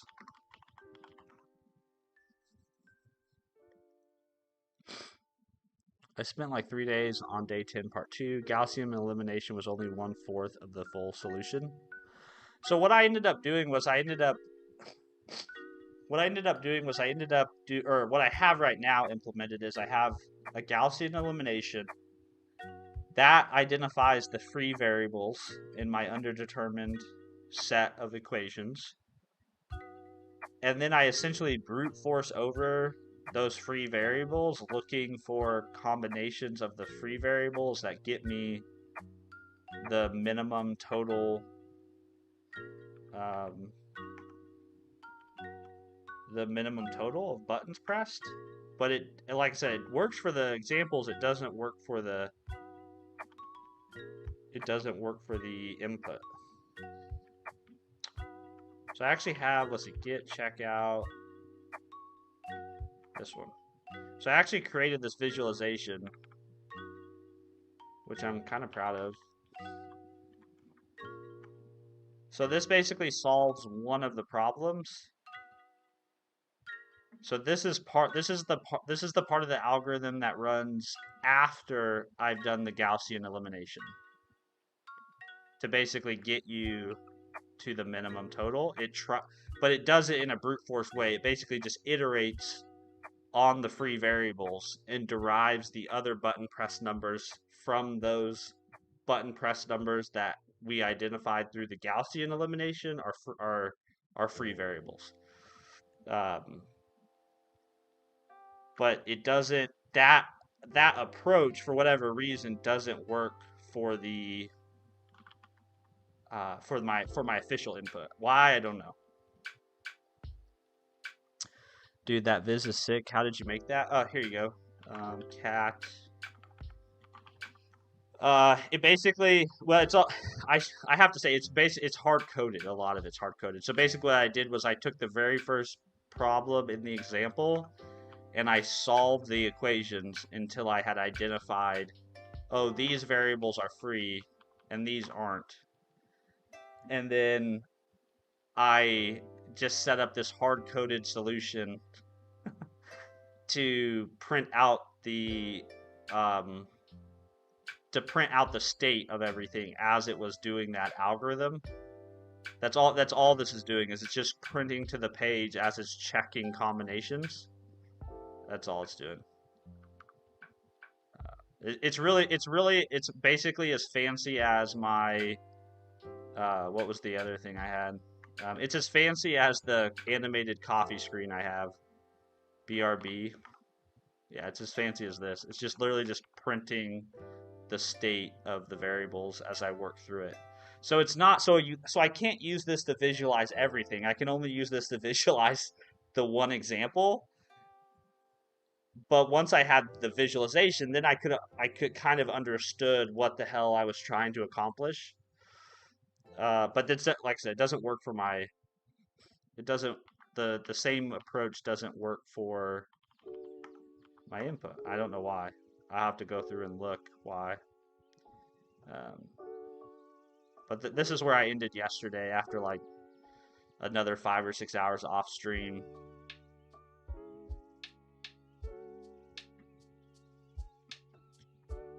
This is where I do the Gaussian elimination. And then this is where I do the actual search. And so I just have an arbitrary limit set that's like check up to 250. And then I just iterate through that. And which I know is probably dumb. I know that's probably a dumb way to go about it. It's very brute force, but I didn't know of another way to do it based on all the research I did yesterday. But it sounds like I have some more research to do. See Artwork Studios. Arvin, yes, the famous Z3, very easy to use in Python and other languages.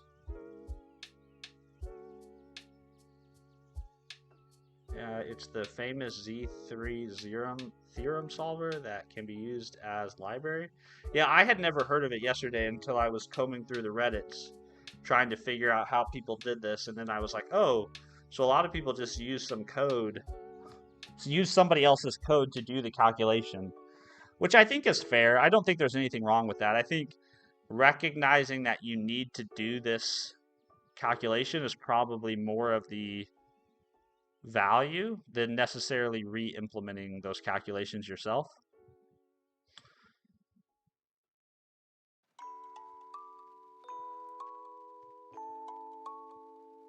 I kept going until I had a full solver. A lot of people did that method though. So I wonder why it doesn't work for me. Do you think it's just our inputs? Like some of our inputs don't allow it to work? I mean, obviously it could be that I have a bug in my code, but it's interesting to hear that you couldn't make it work either.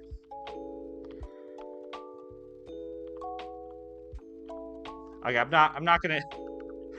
If we start talking about this, I'm gonna end up doing nothing but hyperfixating. That's what I did all day yesterday. I was like hyperfixated on trying to figure that shit out, and I couldn't figure it out, and it was very frustrating.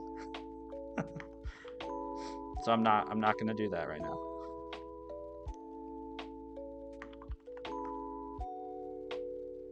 Let's see. We'll get checkout back to main. Okay, so that's admin of code for today, which is lovely. That was way more fun than yesterday.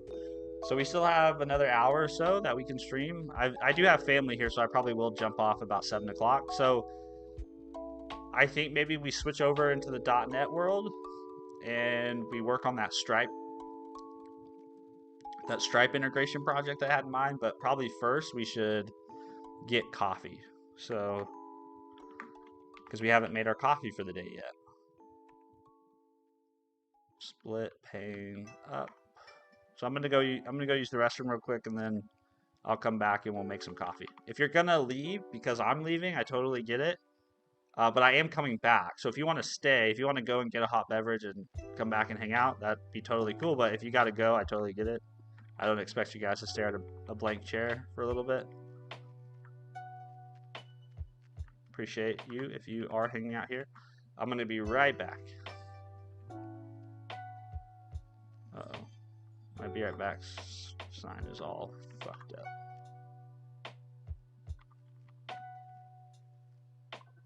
All right, I'll be right back.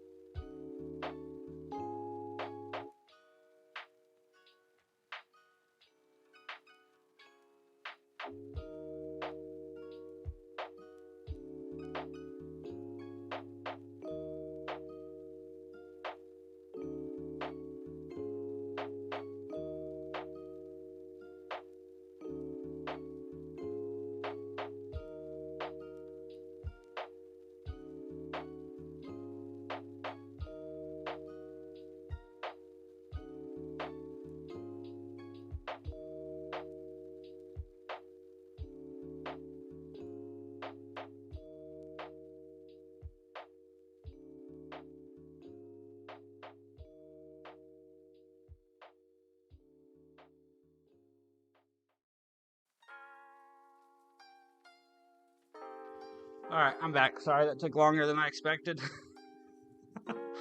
Alright, let's go make some coffee. So, to the coffee station.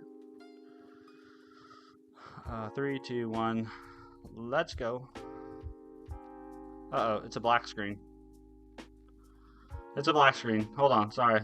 Technical difficulties. Also, it's not day 20, it's day 2021. I've sent you guys into the void. I apologize. Let's see.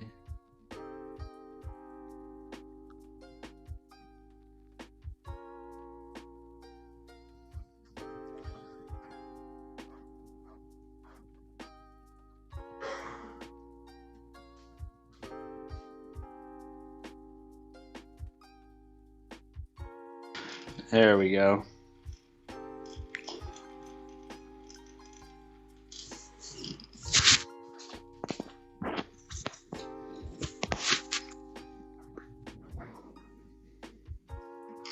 I was scary for a minute.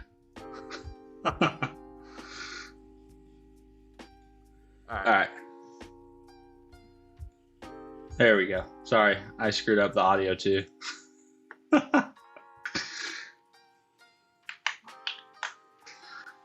To the coffee.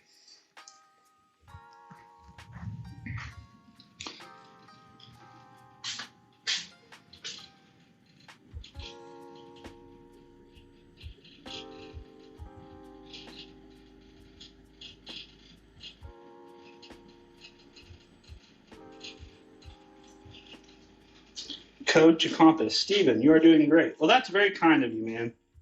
That's super kind of you. Let's see, I tried that search. If you want to peek, my code is on GitHub. Oh, I would love to peek. Hold on, let me write that down real quick. Bob is me / AOC. Let me write that down really quick. Because, yeah, I'm at a place where I need to basically I need to see how other people are doing it, and then I need to implement it, and then I need to break it so that I can learn. Bob is me AOC.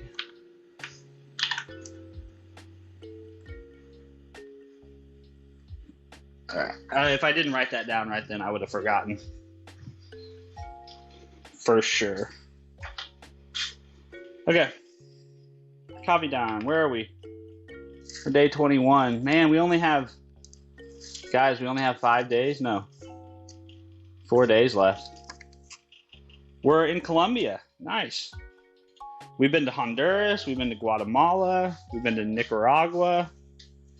And now we're in Colombia. So day 21.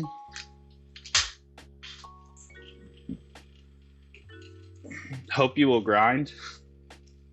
See you, Arvin. Have a good day, man.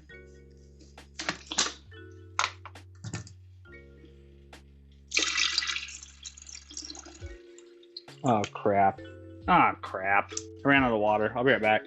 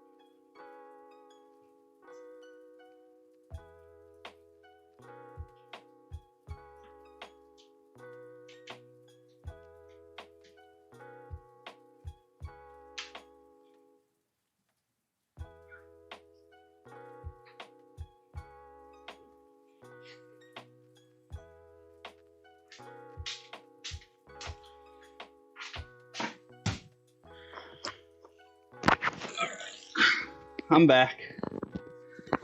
I was wholly unprepared this morning, but I'm back now. Oh, also, I forgot to tell you guys, I got $100 yesterday for a Christmas gift. I'm pretty sure I'm going to use that to buy a new mechanical keyboard. which will mean I officially have more mechanical keyboards than I do computers. Which means I'm officially doing the mechanical keyboard thing correctly, right?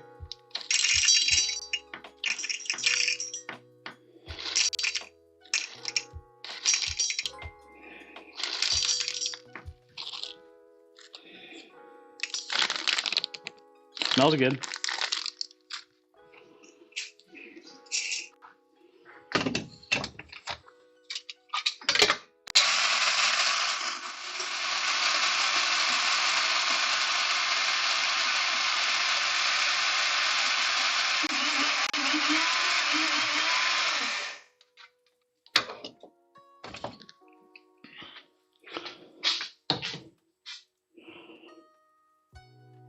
I would unironically taste the beans. No, you don't want to eat coffee beans. You just want to extract. I don't think coffee beans taste particularly good. Chocolate covered espresso beans? Now that's a different situation. Chocolate covered anything. I mean, you can't go wrong with chocolate covered stuff.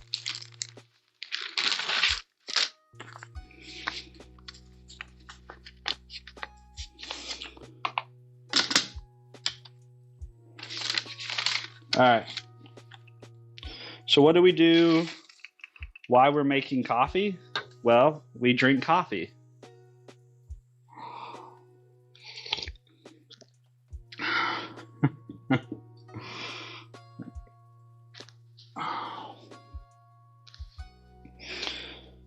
All right, we gotta wait for the water to boil.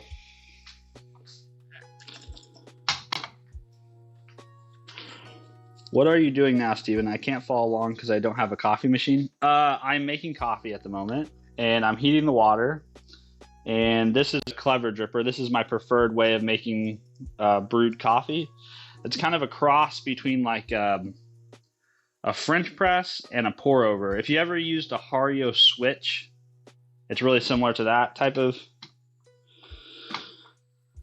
coffee maker.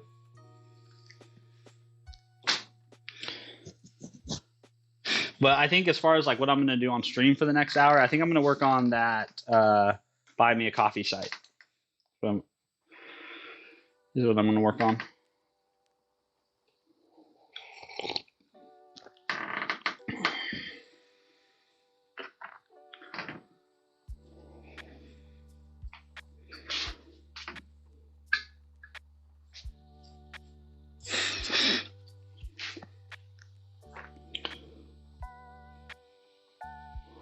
One of the tasting notes for this says lime rind. I don't know how I feel about that.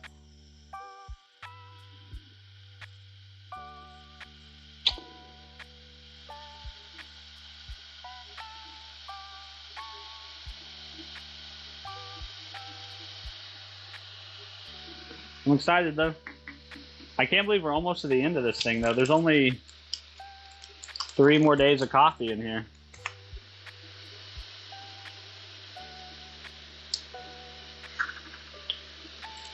Oh yeah, I guess we only actually have a coffee till day 24.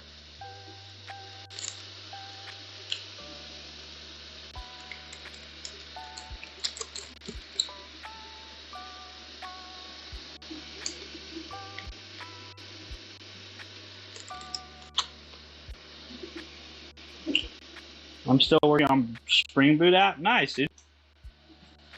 Well, I'm waiting for this water to heat, so I appreciate you guys hanging out with me while we wait for the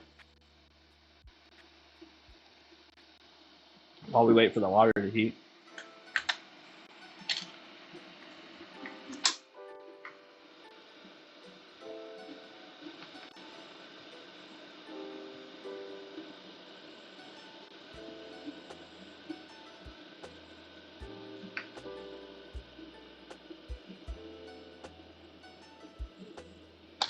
All right.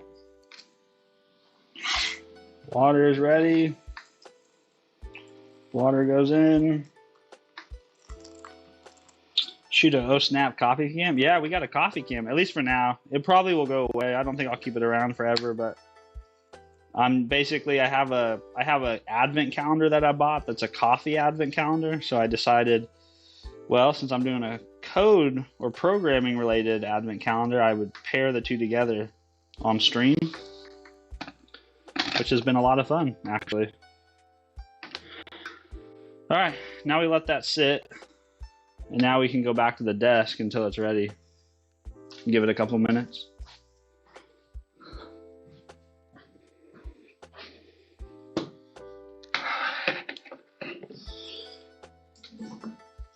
Oh.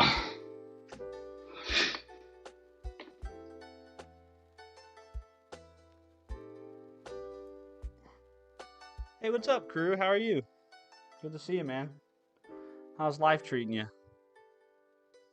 Bob Knoll said lime rind. I don't know about that. Yeah, a lime rind does not sound like an enticing flavor note myself, but what are you gonna do?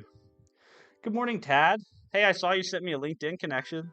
That was super kind of you, man. It's good to connect with folks on there.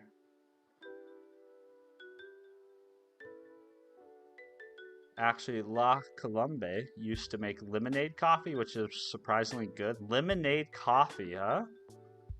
Dude, chat turns me on to all kinds of things. Lemonade. Lemonade coffee. Combines iced coffee or cold brew with lemonade. Interesting. Informally, the Laura Palmer. uh, maybe I'll have to give this a try sometime. This is definitely a thing. I had no idea this was a thing that people did. Tad, nice to connect with you. Yes, you as well, man. Good to see you. Kelsey, that's inappropriate. You mean the coffee lemonade is inappropriate? You don't think that would taste good?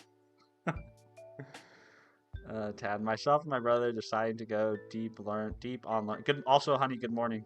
I hope you're doing well. You didn't hear me yesterday, so I did see your comment. You have good comments. Please leave your comments in the chat. Good morning. Myself and my brother decided to go deep on learning Go. What do you think of it so far? I think Go is a very what do I think it is? I think it is a good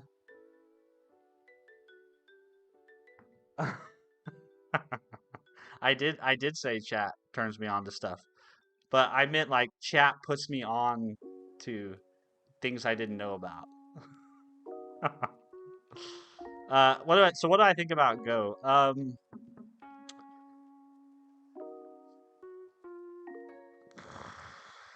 It's hard because I don't want to say I don't want to say I don't like it because I do like it. So I'll just give I'll give my goods and my bads. My goods on Go is testing's built in, benchmarking's built in. It has a really simple looping construct. Doesn't have a bunch of different ways to loop over collections. Has a very robust standard library. Good generics. The concurrency model, I'm still kind of out of the. I'm still kind of. I still haven't made my decision. I understand the concurrency model. I'm not sure if I like it compared to something like async and await. The bads are. I feel like the creators of Go aimed for making it very simple, a very simple language, but that in and of itself means that trivial tasks are somewhat complex. For example, like performing, I don't know, a copy, for example, right? A copy seems like a very involved thing. But that's not really fair because that's really an involved thing in all languages.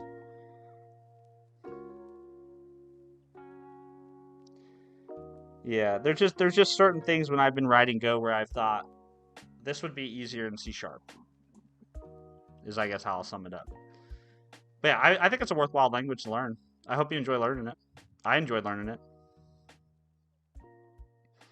I think some caffeinated tea and lemonade might go well also. Yeah, I mean, tea, that's what they call an Arnold Palmer. Or at least here in the United States, we call it an Arnold Palmer.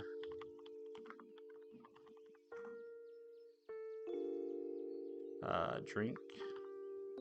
It's like half lemonade, half iced tea. I think that's why they call the coffee and lemonade a Laura Palmer. Get it? Get it? True. I almost got scammed last night in a Mexican restaurant. They tried to pull off 20% plus 20% tax trick. That sucks. Serbia requires you to put price with tax. Tax can't be handled separately on the bill. That's nice. I have seen restaurants doing that recently. There was a TikTok I watched the other day where, what did they call it? Restaurants now including tip.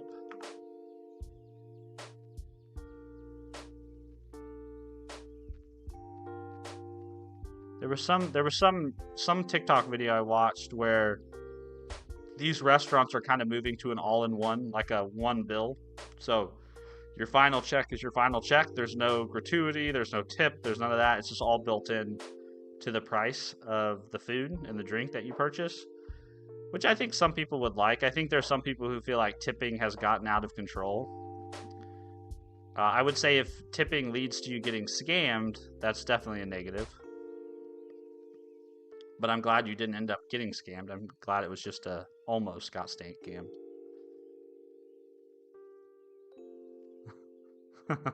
Artwork studios. Oh, I just realized. Yeah, that's what my wife was making a joke about. That's why she said what she said.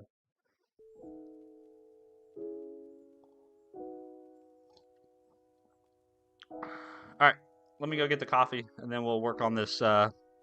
We're gonna drink coffee while working on a buy me a coffee site. Give me one sec.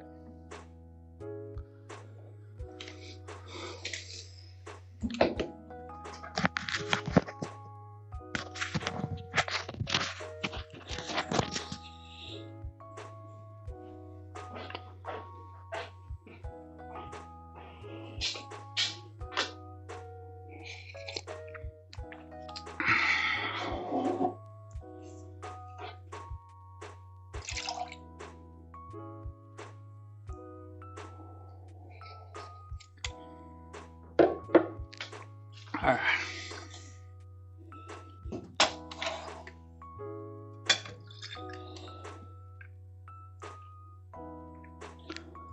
Where was this coffee from again? This coffee was from Colombia, right?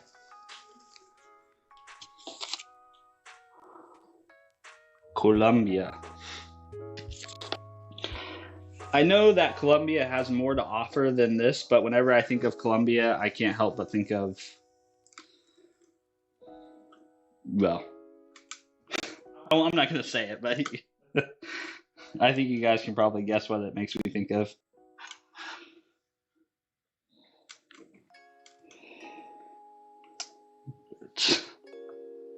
It's a branding issue they have.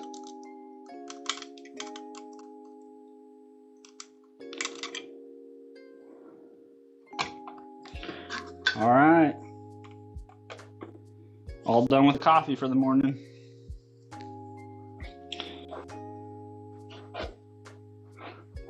To the office.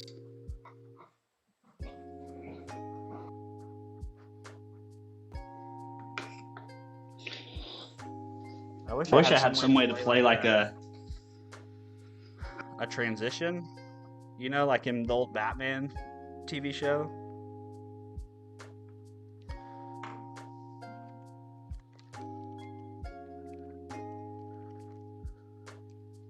What's up, Danny? You're not wearing your Christmas jams. Mom will be upset. I promise I will put them on. I forgot about the Christmas jams. Columbia, Steven, 2025. Please do that every time, Steven. Yeah. I'm telling you, I need some sort of like to the coffee station, and then like some like transition plays on the screen, and then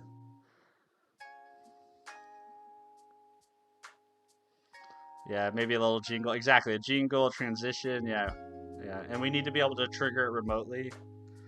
Yeah, that would be fun. That would be a good time. A good time indeed.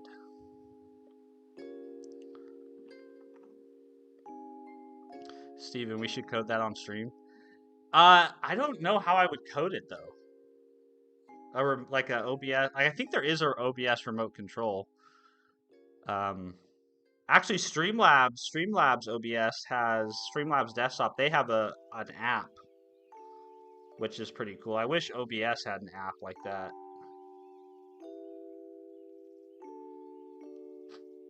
Danny, I really like the short you posted about how you learned Go. Well, thank you. Yeah, that was actually, I think that ended up being a really good plan that we put together. We kind of threw that together on the fly. Chat helped with it because both of the tutorials that I did, Chat was the one that recommended them to me.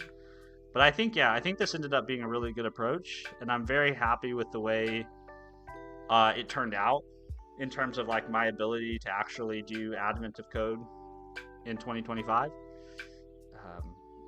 But yeah, I think there's always a case for learning the basics. This is like going to English class in elementary school or middle school, just understanding the basics of the language, and then trying to figure out how you can then apply those in real world settings, either in like in the programming world. Like Leak Code is a good one, Code Wars is a good one, and then projects is always good too. So I appreciate you telling me that, and I'm glad some people found it helpful, because I know that comes up a lot. Like, how do I learn a new language? What's the right approach? And that's pretty much the approach I take every time, which is like I follow some sort of tutorial, some sort of introductory thing, and then I try to start applying my knowledge in new contexts, right? Any struggles you face while learning it? There was something. What was it, chat? It wasn't pointers. The pointer thing actually came pretty easily. There was something that screwed. Oh, the defer keyword. The defer keyword at the beginning I found very confusing, because I didn't understand why you would just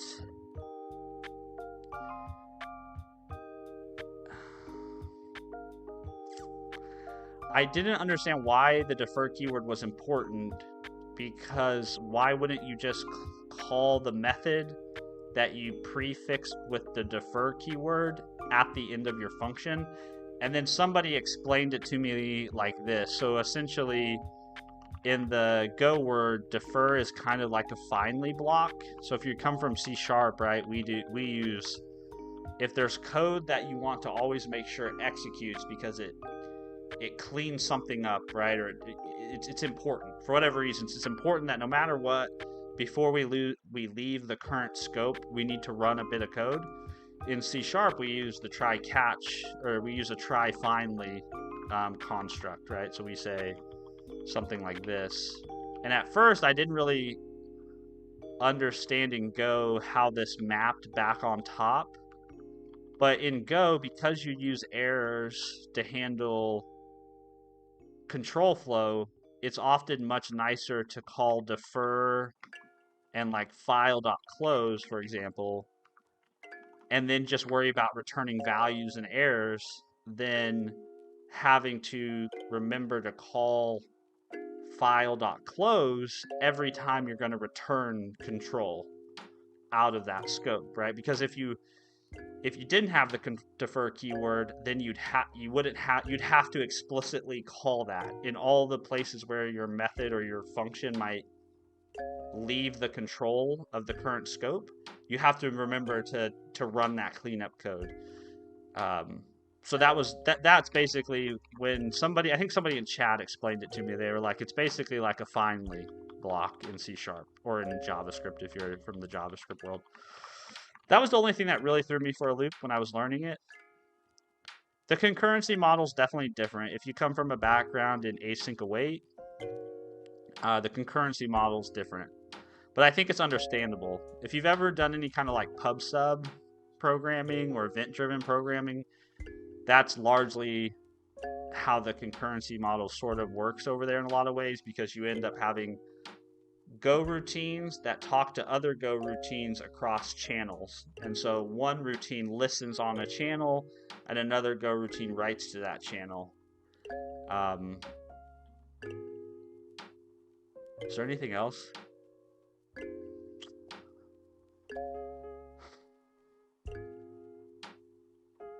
Yeah, that's about it. I think that's about it. Oh, the other thing that was hard to understand for me was the package system. So the one thing I would call out if you're learning Go or someone who is getting ready to learn Go is it's good to remember that the package system is in Go is very tightly tied to the directory structure that you're working in, right? So essentially, a folder equals a package, right? So you got to kind of think about that in terms of when you're thinking about the kind of API that you want to expose to the caller. You just have to remember that the wherever you're writing your code, everything is essentially when you're in one folder, everything is essentially a part of that folder's package, and you can't really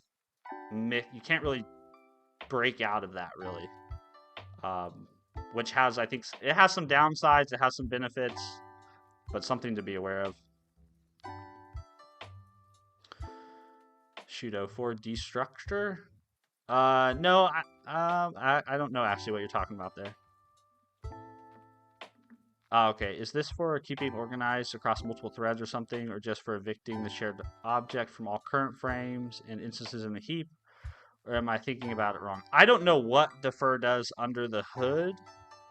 As I understand it, the defer keyword just basically allows you to say, uh, whatever follows here, do this once we leave the scope of the function um, of the function I was called in, right? That's basically based on my understanding. Now, what defer actually does, how defer does what it does, I don't couldn't tell you.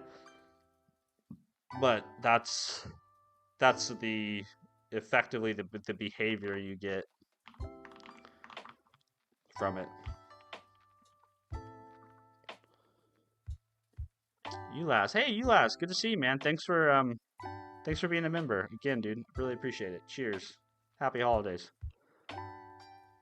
What am I doing? We're gonna work on. So we solved advent of code. So W, the stream is a win. We've done all of our official work for the day, and we're gonna spend a little bit of time before the end of the stream working on this website that I've been working on to basically learn how to integrate Stripe into applications. So it's essentially what it's essentially is if you've ever seen the buy me a coffee web page that a lot of creators have out there, where people can basically donate, right? Lack of a better word, but it's a donation under the guise of like, hey, buy me a coffee. Um, I'm basically trying to recreate that same experience for myself and not use one of the out of the box solutions purely because I'd like to understand how I use Stripe to accept payments from strangers on the internet. That's because I think there might be times in my future where I build a piece of software and I want to charge people for it, and so I want to know how to do that. So we're going to spend a little time working on that.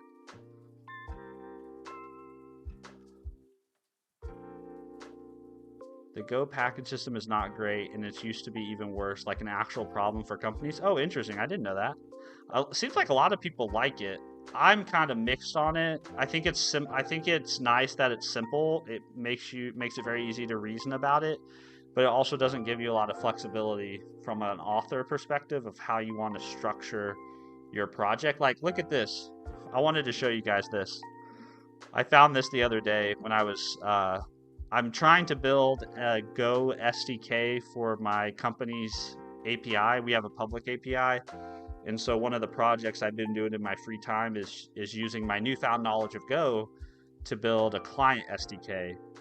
And so I've been looking at some of the existing client SDKs that are out there. And Stripe is notoriously kind of famous. Thanks for subbing. Stripe is kind of notorious for having great API documentation and having great client SDKs. So I usually look at their setups to see like how do they structure their stuff, right?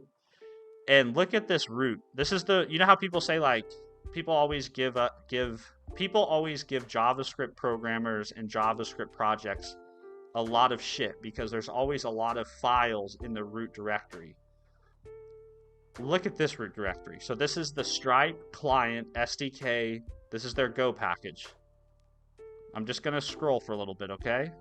Why don't you guys run in, grab a coffee, and then come back, and we'll still probably be scrolling because everything has to be defined in the root of the package so that the API looks clean when you're using it as a consumer of the package. I'm still scrolling.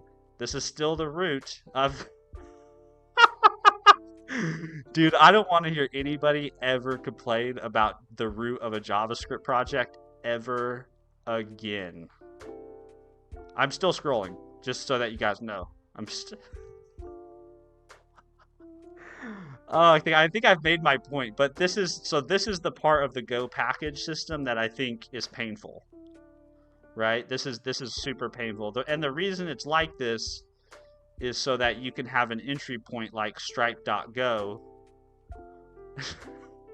Shida, what the hell? The reason why it's like that is so that you can have an entry point like this where you can basically say they basically want consumers to be able to say stripe dot transactions or something like that, right? And then call methods related to that entity or that resource. But the only way you can achieve this style of an API is you have to have everything defined in the root. Otherwise, you end up with some really weird imports and some really funky stuff going on. So, yeah. That's why I say I'm a little torn on the Go package system. You're not even, yeah, it wasn't even, I was even halfway through it, man. It's like, it's nuts. So if you're building a JavaScript project and anybody ever complains about the root being polluted, just send them to a Go client SDK library and say, you don't even know what polluted means, bruh. Okay, so I that was a long side tangent, but I think it was worthwhile to demonstrate.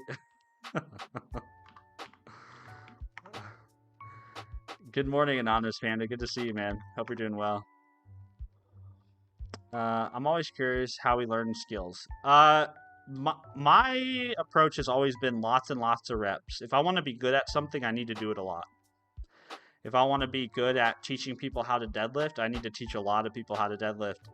If I want to be great at deadlifting myself, I need to deadlift a lot. If I want to be great at writing code, I need to write a lot of code.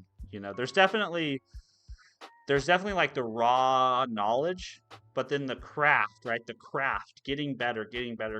That's all about practice, discipline, consistency, practice. Until basically those skills or that knowledge sort of almost becomes like ingrained in your body. To me, that's always been my approach to skill acquisition, is just do something until you can't get it wrong, basically. Stripe has really good docs. They do. They have wonderful docs. Wonderful docs.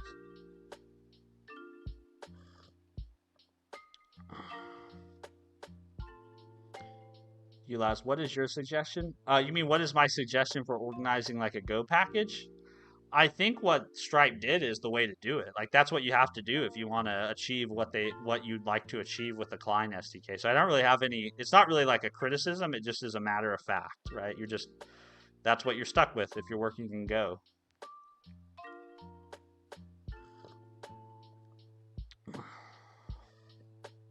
Shudo, could they have a feature to read the link, and if the object isn't in the ambient directory, search for it via some alphabetical standard or some known mapping for certain files?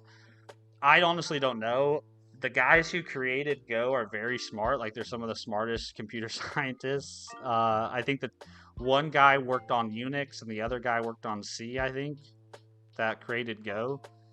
So I'm sure they could do anything they wanted. So it must have been a very deliberate choice to tie the package system to the folder directory. Probably, if I had to guess, for simplicity's sake. If I had to guess.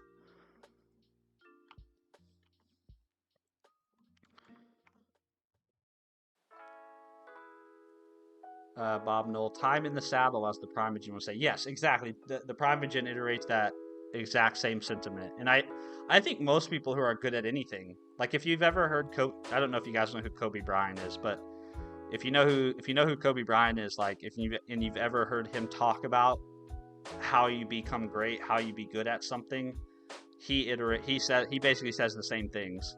Or Nick Saban, who's he used to be the head coach of Alabama. He's one of the winningest college football coaches of all time. He says the same thing. He's like he always one of my favorite clips of him is where he says Nick Saban basically says outcomes are a distraction. Focusing on outcomes are a distraction because the only thing you should be focused on is the process of getting better at what you're doing. It's the only thing that matters. Don't worry about the destination. Focus on the journey. And that to me has ring true over my life in terms of learning new stuff, building new skills, accomplishing big giant tasks. Brian, thank you for subscribing. I appreciate it. Time in the saddle, like Bob just said, or as Bob said, the Primogen said, is the most important thing.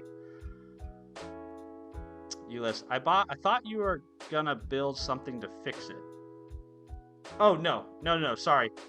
I'm not I'm not gonna build something to fix it. I just was I don't know how we got on that tangent. I think somebody asked about, or somebody made a comment about the package structure and it being a problem, and then that threw me into some, I don't know. It made me think of the Stripe Go package. What I'm gonna do is I'm gonna work on this website. So that's what I'm gonna do. Sometimes I get distracted. Okay, give me a break. Minister of Defense. Of course I know Kobe. Well, I know that the audience here is kind of mixed. I know I have people that are, American like me, but I also know I have people outside of the US, and I'm never sure how much of US culture translates to other places. That's why I say I don't know if you guys know Kobe, but if you know Kobe, if you know the Mamba mentality, yeah, it's the same thing. It's just outcomes are, at the end of the day, outcomes are largely a distraction. There's another clip of Kobe Bryant where he talks about this same idea where, Kobe Bryant's point is it really doesn't matter whether you win or lose. You still have to wake up the next day and do the same stuff, right? So today you sit down, you practice your skill, you try to get better at your thing, and if you succeed, great. If you fail, too bad. But what do you have to do tomorrow? You have to wake up, and you have to sit down, and you have to practice, and you have to get better, and you have to work at it. So it really doesn't, the outcome, it's great when you win. It's shitty when you lose, but regardless, you still have to show up the next day and put in the work.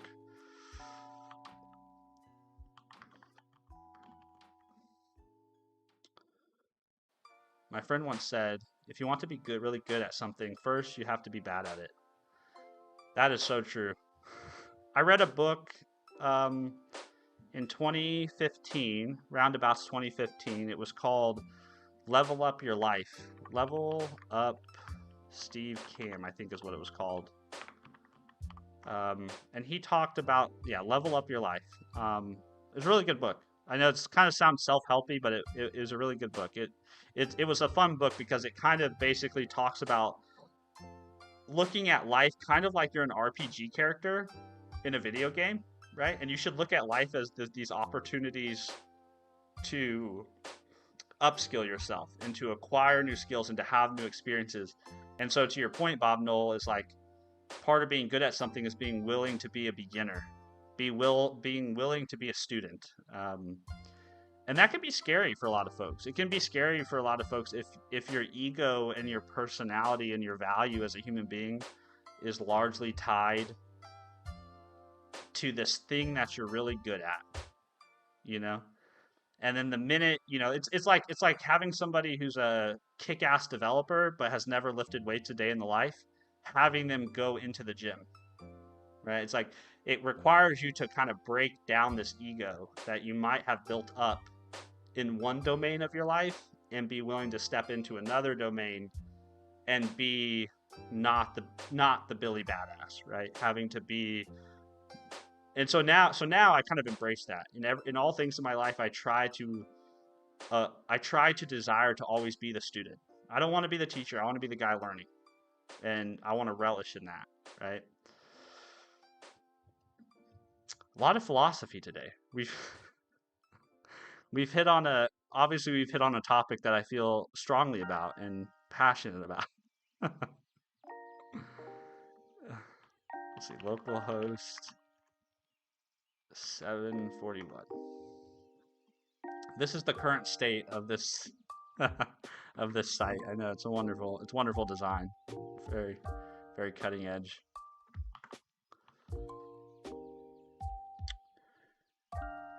Would you consider learning blockchain? I think so. I don't know anything about it, but I would definitely consider it. I don't know what I would use it for though, Like what would I use blockchain to do? Yeah, bro, coding is not just about pressing keys. It's really not, but that seems to be what a lot of people think it's about, and so apparently AI is going to replace us all. So, so I'm fully prepared to be in a whole different career in 5 to 10 years, which is fine. It's fine. The AI can have the AI can have it. That's I'm not going to fight too hard. Born to Shine. I need your approval on Discord. Yeah, let me look. You are approved, good sir. Approved. You are in. You are in the club. Very exclusive club. Only the kindest, nicest, most generous individuals get into the club.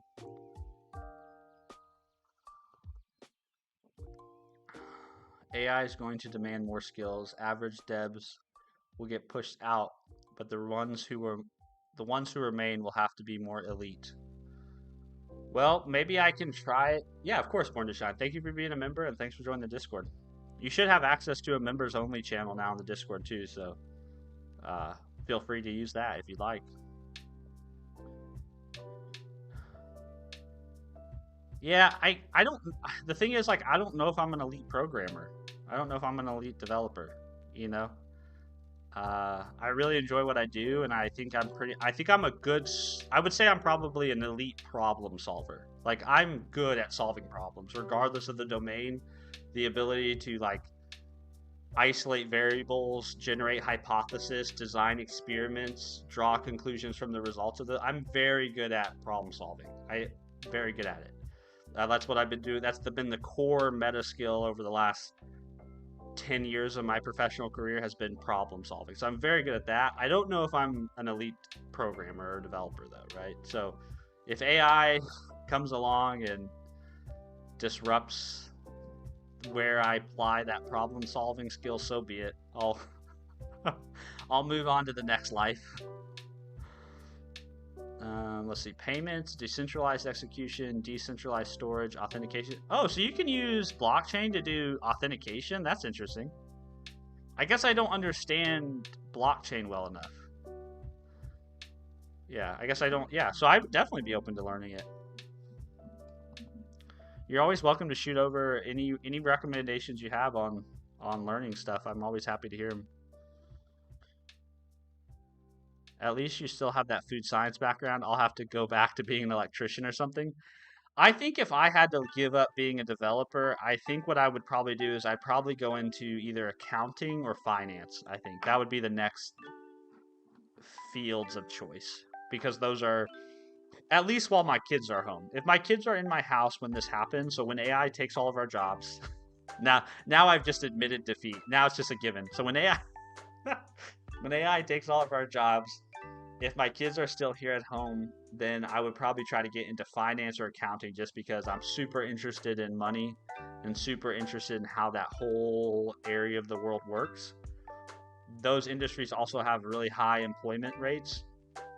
If my kids are out of the house when this happens, then I'd probably try to be a strength conditioning coach, is what I'd probably try to do. because then if my, and the reason why it matters if my kids are home or not is because if my kids are still depending on me for providing for their needs, then I need to have a very stable, secure job that has a low risk of being fired. If my kids aren't at home, well then they're not dependent on me for paying for their shit anymore. So that means I can make less money and have a job that's more at risk for being fired. And if you're not familiar with like the strength conditioning world, typically the strength coach's job is kind of tied to the head football coach's job in the US. So if the head football coach leaves, chances are the strength conditioning coach is going to turn over. And that's pretty ubiquitous, even like at big high schools, big colleges, professional organizations. So you sort of have to be willing to like kind of chase the job a little bit. And I'm not willing to do that as a dad with kids. I can help you with that. Kind of my job, really. Oh yeah, awesome. I'd love to learn. Go read material to start. Uh, let's see. Go to read material to start to learn blockchain is definitely reading Bitcoin white paper. You have to read a white paper to get started in blockchain. Okay, I'll tell them. Let me send that as a message to myself here.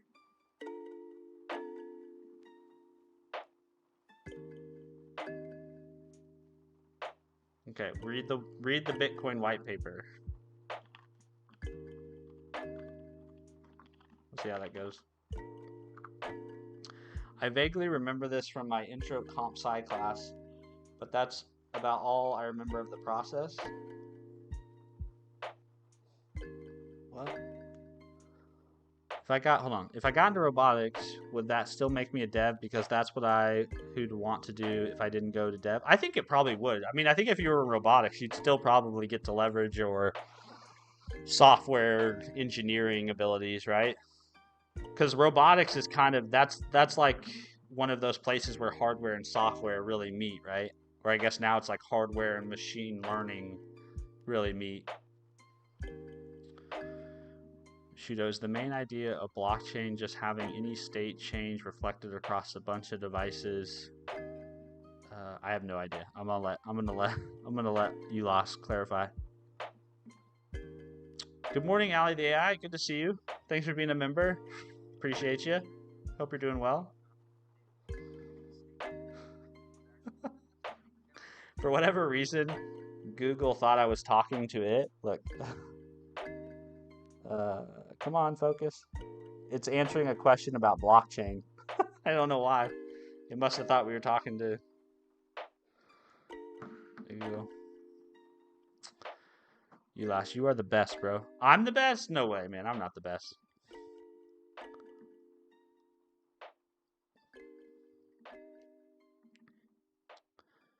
It's spying on you. I mean, it's always listening. I mean, it really is always listening. Hey, Google, are you spying on me? That's definitely not a thing I do. The information you share with me makes me a more personal assistant, but you can control what's shared and adjust what data is stored at g.co/assistant/your data. I've also sent a link to your phone. I forgot that I have a Google Home now set up in the basement, and so when I ask my phone, "Hey Google," I think the speaker in the basement picked it up. That scared me. That really scared me.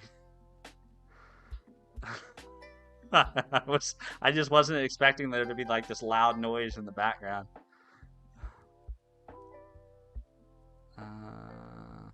What? I guess, yeah, I'll recover it.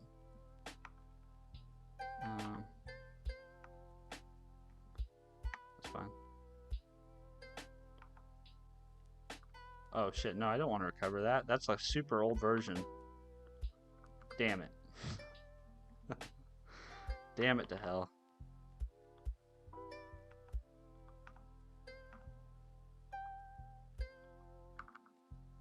Dude, I think I just overwrote all the styles of the site.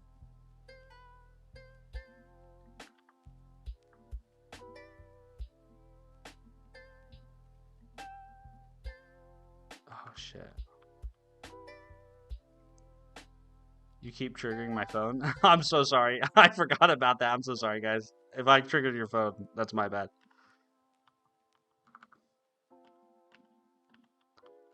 Why can I not? Oh, there we go. Dude, did I really do that? I think I did. Gosh dang it.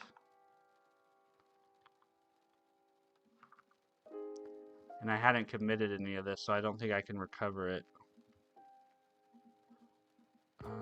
It must still be loaded in the browser, though. So maybe I can get it back.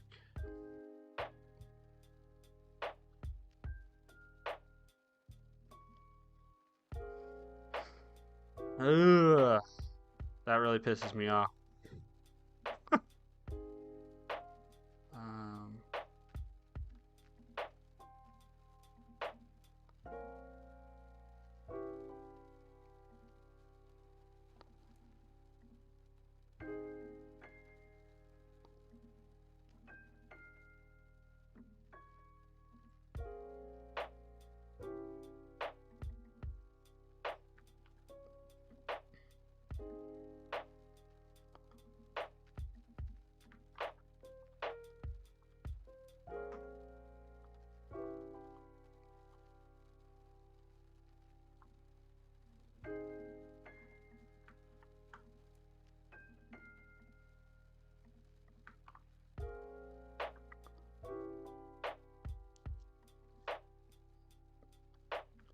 Okay, I think I recovered some of it.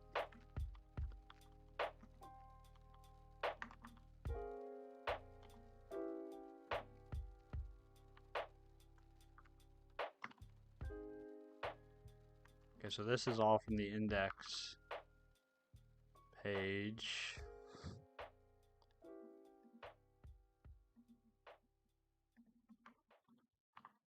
I think this is all from the, yeah, this is all from the index page, so let me delete that. Okay, I got it all back, I think. Ah, that's so annoying that it did that. Basically there was a swap file there, and I opted to recover it, and then it overwrote all the changes that I had currently sitting there. Which means, what does this mean, guys? This means, Steven, you need to make sure and commit your changes, is what it means.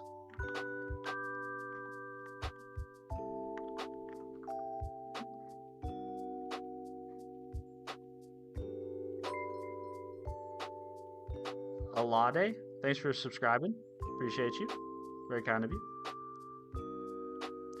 Clipper, I've done that so many times. I'm curious how one recovers from that. Would Git help? I think Git would help, Clipper, but the problem is I hadn't actually committed anything. That was my, and that's my mistake. Is I should have committed this stuff a while ago.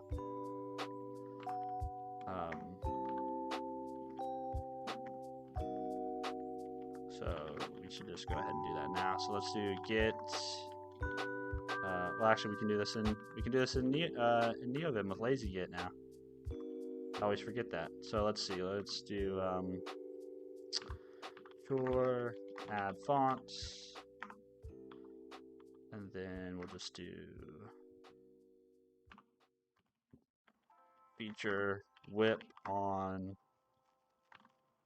client form.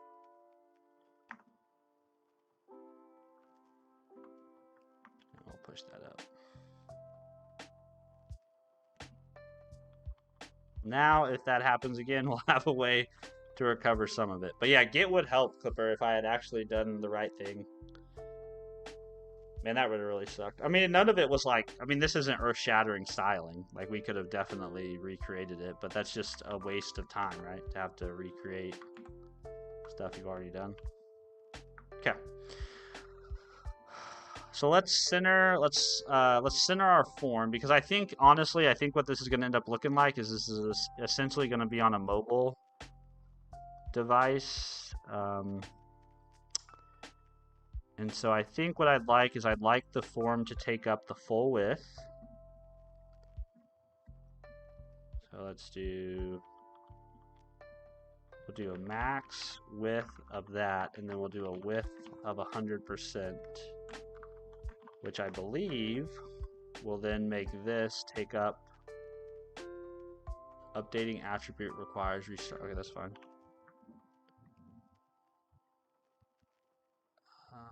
Did it not build? Should have built.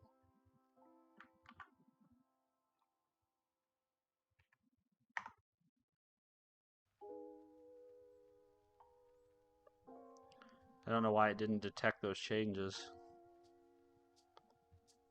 Okay, and we'll just do npm run debugging. There's a way to configure Vim to stop making swap files and have unlimited undo. 100% recommend that, but can't remember what it is. That sounds wonderful. I would love to, yeah, stop generating swap files and unlimited undo. That would be wonderful. If anyone knows how to do that, let me know. Otherwise, I'll have to go on a Google adventure to figure that out.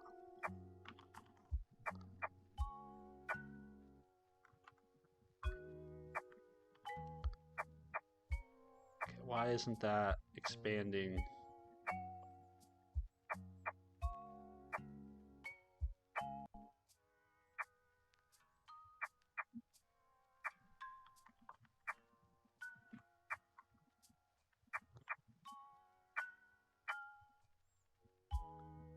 Okay, there's the width of 100%, but it's not expanding to fill the...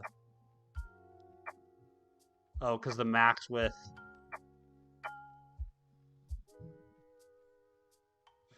But I don't want it to go the full screen. See how it's going the full screen? So does that mean I need to put a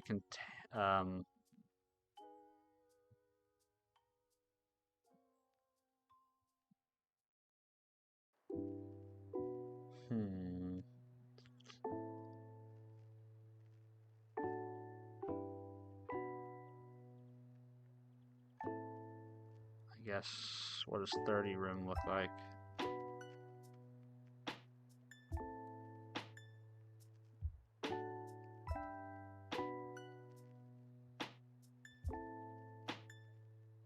So that's 420, 452 pixels.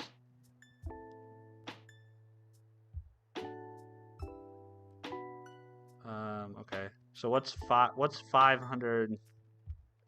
What's 500 divided by 16? Whoops.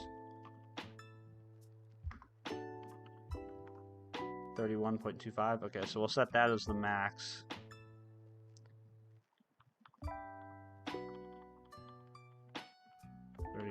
Point what?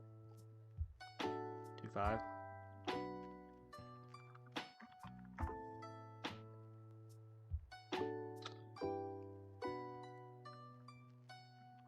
Yeah, nice.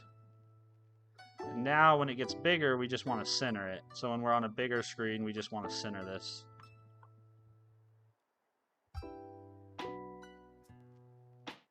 So who do I need? Whose layout do I need to fuck with to get this to center? So maybe main, let's see, display flex, flex direction, column, align items, center. There we go. So we'll throw that on the main. I love browser dev tools are so good. They're so good. They're so good and they're so underutilized.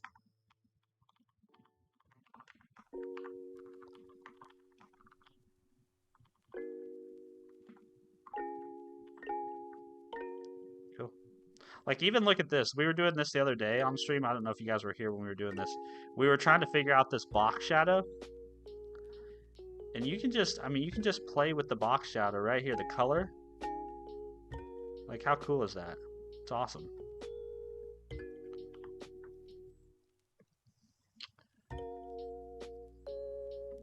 Okay. And then down here, this will be where we show, we'll show a card for each person that has actually donated, kind of like on, let's see, buy me coffee. Kind of like on these folks' pages. I thought they had examples on here. Or is that on the other one? Ko-fi.com?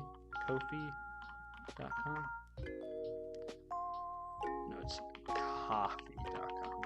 There we go.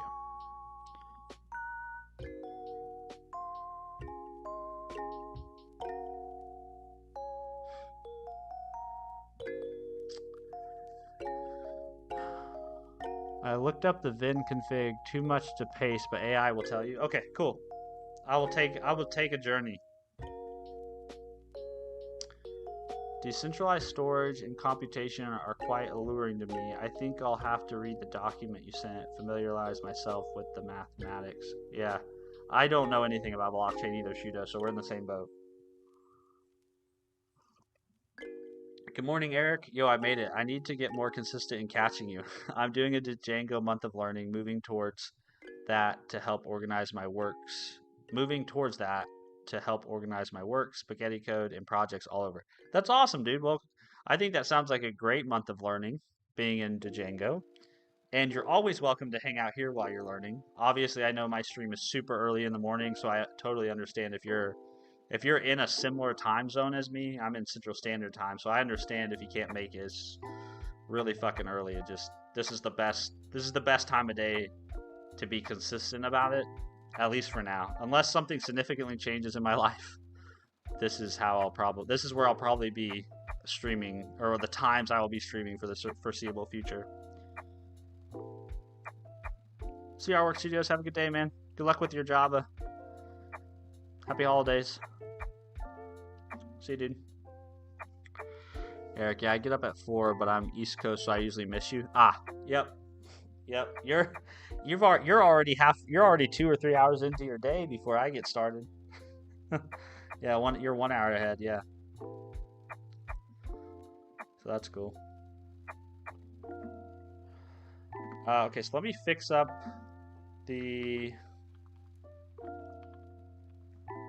let's fix up some of this right here.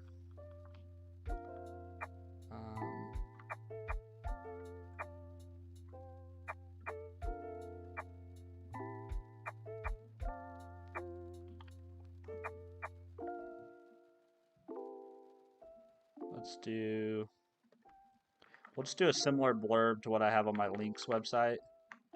I'm a 32-year-old. Or actually, I'm a dad of 2 who enjoys drinking coffee, lifting weights, and solving problems with code. If you have enjoyed anything I've made, feel free to contribute something. Actually, no, I don't like that. I don't really need people to do that, so that seems super disingenuous. Let's do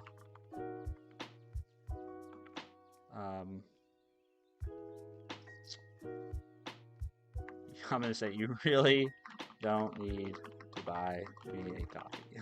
That's what I'm gonna say.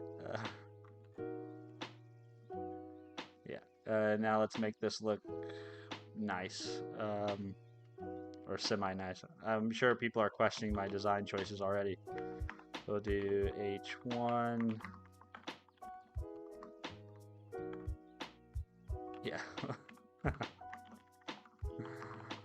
We'll do, let's see. What does that look like? No, let's just do this. This will look almost identical to the links webpage that I built. And now we just need to constrain that so it doesn't go so big. So let's just set a max width on the header. No, we can't set a max width on the header. We need to add a container. So let's do let's just do div class name equals info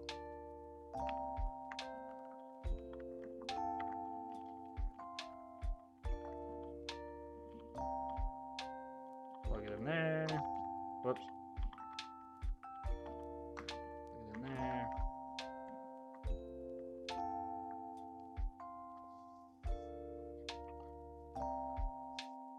doesn't that work? Oh, because it needs a center. I need to have that centered. Let's do app.cs. Do header, info.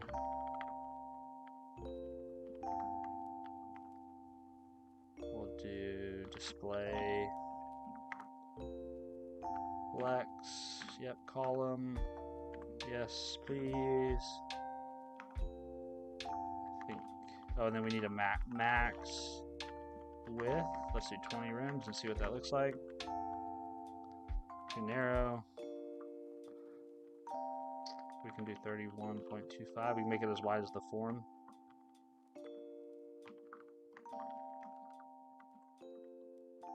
Still feels too narrow, don't it?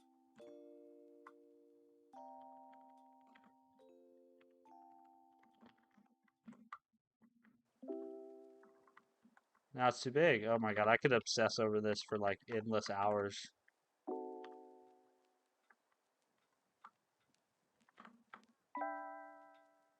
$40, right?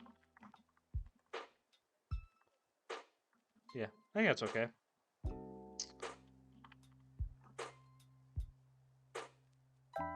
Let's also make it centered. Text center.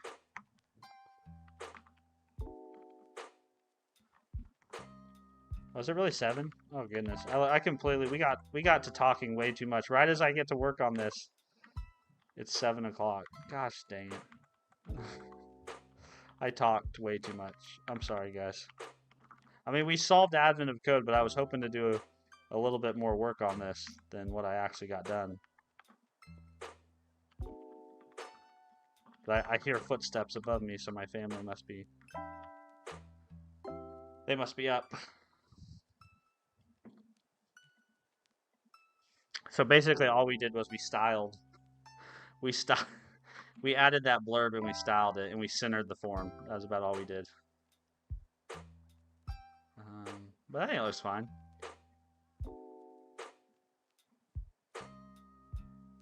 What else do people put on these pages?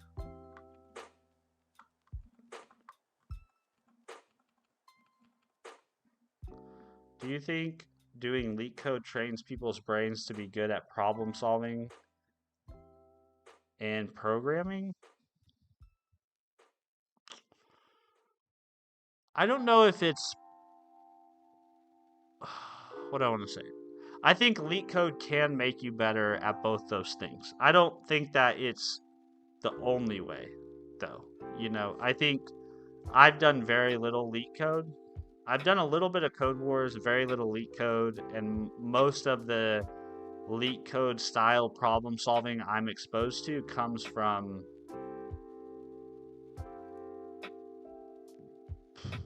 basically it comes from actually doing advent of code, like the vast majority of it. So yeah, I think while it can do those things, I don't think it's necessary, in my opinion. Good morning, Slay. Good to see you. How are you? I'm doing well. What's your take on Python versus C#? Like, what pushed you towards C#? Was it job and you fell in love, or was it the first you learned deeply, so that's why you stay? Well, I stay because C#'s kick ass. I stay because C# awesome. Pseudo C#, Steven is holding Steven. No, C# is great. I stay because C# is wonderful.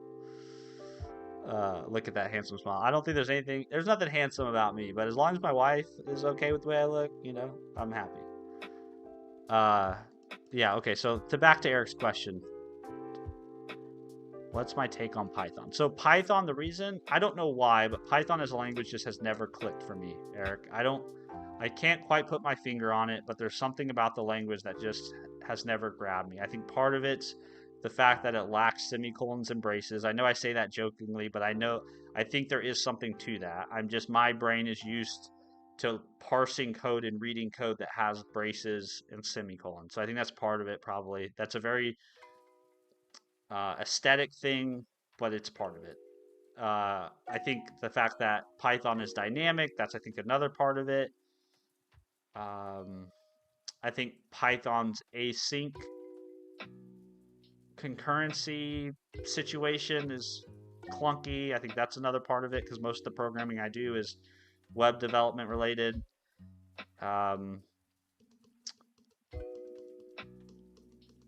What else? I don't know. But all of that to say is that I don't think Python as a language is a bad language. It just for whatever reason hasn't clicked for me. It's like me liking American football but not really being super into soccer. I can't really tell you why those things are. It's just me. My opinion of C sharp is C sharp. I stay in C sharp because one, it's always a developing, progressing, always improving, getting better. .NET, the platform, is always improving. I like using C sharp. I think C sharp makes it very easy to write performance scalable code. I think C sharp has a wonderful library of packages and ecosystem around it that makes it easy to do things. I think C sharp allows you to basically build just about any application you want nowadays. Yeah, it's not, but I think it's important for you guys, for me to say, like, I'm not trying to frame. Whenever I talk about Python or C sharp or any programming language or tool or editor, I'm never trying to frame my take as me versus that thing, or my thing versus that thing, or my thing versus your thing, because I don't honestly care. Like, I think everyone should use the tools, the languages, the frameworks, the tech stack that you love and enjoy. Whatever makes you want to do more programming, more coding, more building, more creating, that's what you should do. But if you ask me, obviously I'm going to tell you my opinion, but I never want you to take my preference for something as like a shitting on the other thing, if that makes sense.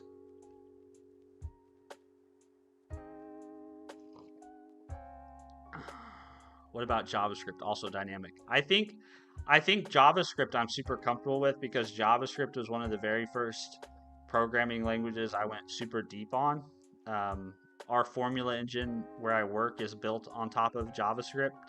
So I was writing a lot of JavaScript before I ever knew that's what I was doing. So it feels comfortable. There is definitely some like first love bias to programming languages, right? You learn how to code and write in a particular language or in a particular paradigm, and I think that sort of imprints on you in a lot of ways, right? You learn to write code object oriented, you tend to remain writing a lot of object oriented code. But if you enter programming learning a functional paradigm and a functional language, you tend to, I think, skew that way. So I think there is something to be said about, like, the first thing you learn and the first approach, the first introduction you have to coding and programming, it sort of imprints on you in a way. And so you have a little bit of a bias.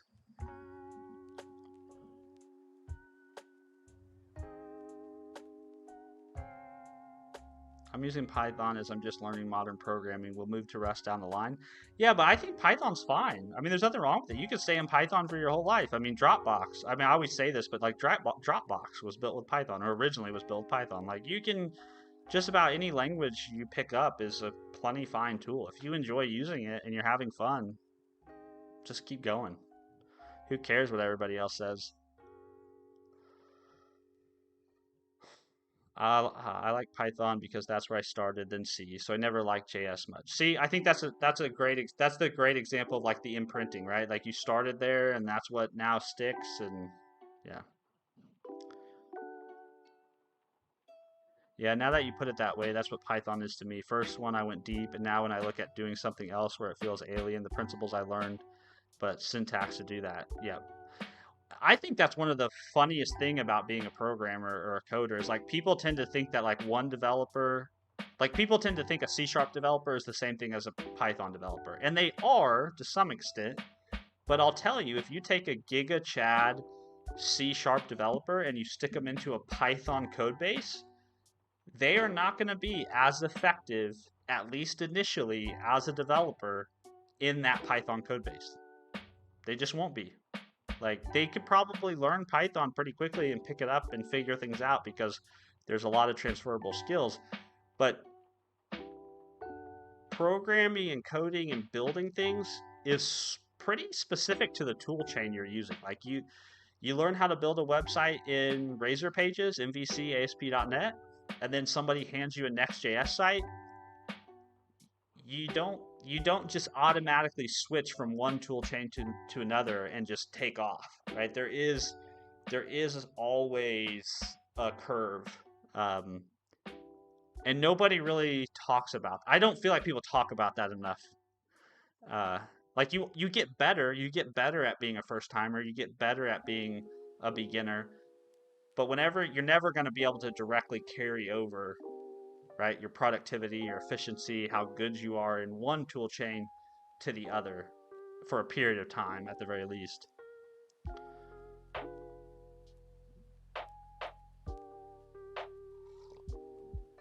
Is Python considered object-oriented, or is it a more grandiose category? Also, everyone's Python code looks different to me despite the formatting spacing requirements. Do you notice this also?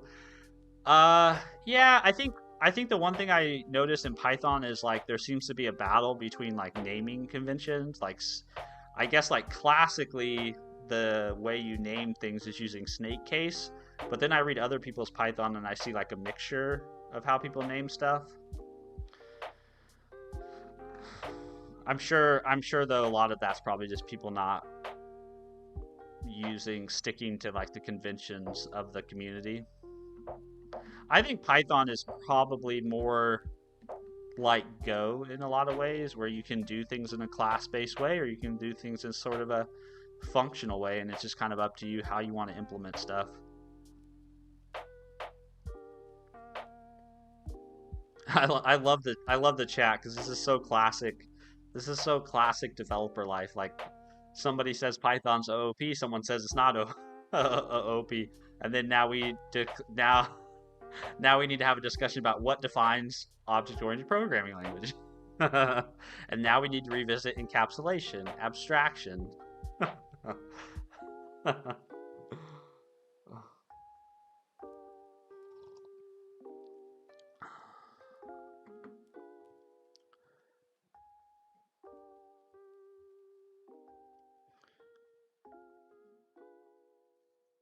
Python was never object-oriented. Owners didn't ever include that. Python is OOP in the docs.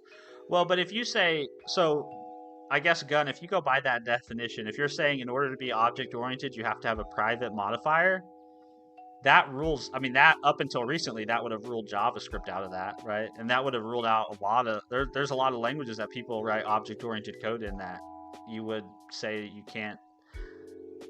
I also kind of,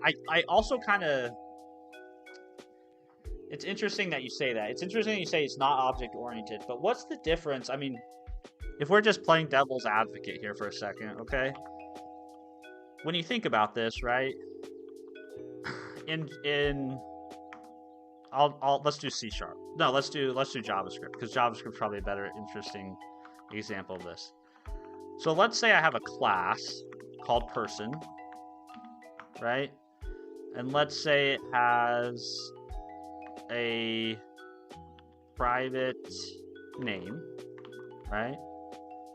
And let's hide it. Let's only allow people to set it through a method like that. What's this complaining about? Because I'm not using it. Yeah, okay. So let's say I new up a person. Oops, I'm writing Go now. What are you complaining about? We'll just console.log so that these warnings will go away. Console.log, theme.name. So people talk about, you know, what's it, get name. We'll just have some methods here to kind of, right? This is our hiding the state of name away. We can do unknown, right? So this is kind of your classic, you're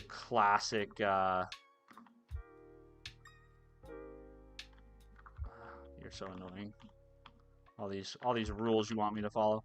This is kind of your classic, right? Your classic person object, right? I don't understand why this is so significantly different than doing this in a functional way, where I would say function other person, right? And then I have some private variable that I say say name is a string, right? And then I capture that in here.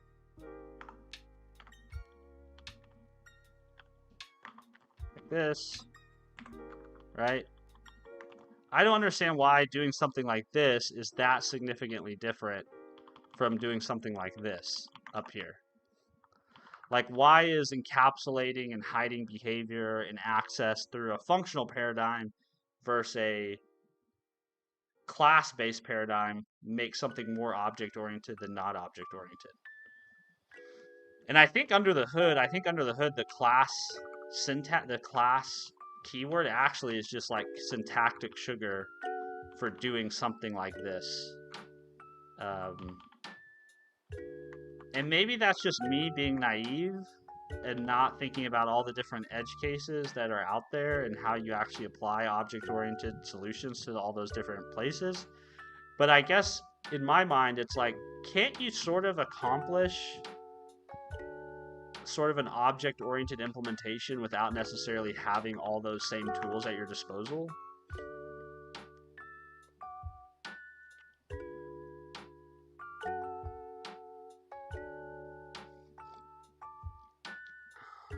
It's a multi-paradigm language. Yeah, I guess that's my thought is like at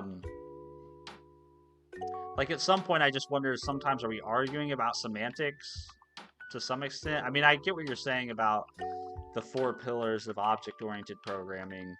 I guess if we're being really academic about it,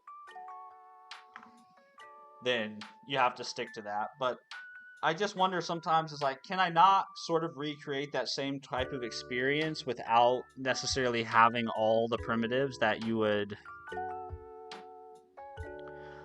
Like, Go doesn't really have inheritance, right? But it does allow you to do abstraction. It does allow you to do encapsulation. You can't do polymorphism, but you can do composition.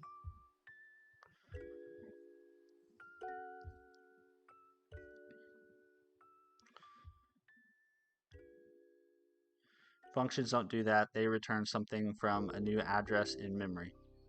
I don't think that's true though. If you return an object, the object is a reference. At least in JavaScript, the object is a reference. I mean, when you call that function to new up a person, it's going to return you an object, which is a reference to a thing. I don't know. I think it depends heavily on the use case. Do we need instances that can be used alongside each other in the same execution? No. Okay, functional would work. Perfect. Probably be easier to read. But you can have, like I said, in JavaScript, you can have a function that returns a complex object, and then that object, that's an instance of an object. You can mutate that the same way you can if you new up a new instance via a class.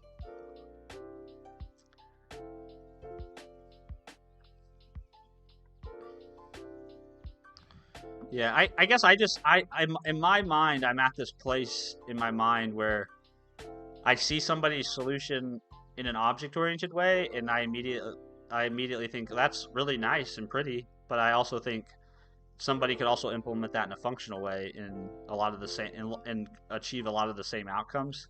So to me, it's like half a dozen of the other at this point. Shudo, you could write an OP framework in C? That doesn't sound like fun. That sounds like it doesn't sound like fun. It also sounds like it's beyond my skill set because I don't know C. Also with objects, you can use global static singleton for global object sharing without object modification. Of course, it's bad, but still, that's valid. That's valid. You ever know that? Have you guys ever noticed when you have LLMs generate code, they're extremely comfortable with global state, like global mutable state? LLMs are like, fuck yeah, full send. Which is funny because that means that there must be a lot of code out there in the world that has a lot of examples using global mutable state. Which I think is funny. Let's see. Yeah, I guess when you put it that way, I like functional, but also haven't worked on anything that requires massive amount of complexity. Me neither. I mean, I don't think I still don't think anything I've built or written over the last 4 or 5 years is really truly complex. Like when I look at the software that I, climb around on at work, I think, well, this is really complex, right? So yeah, it's sometimes hard. It's hard sometimes because your opinions are always valid to some extent, but then you kind of always have to couch them in this reservation that my opinions are only formed on the experiences that I've had to date, right? And so that to some extent they are limited by that.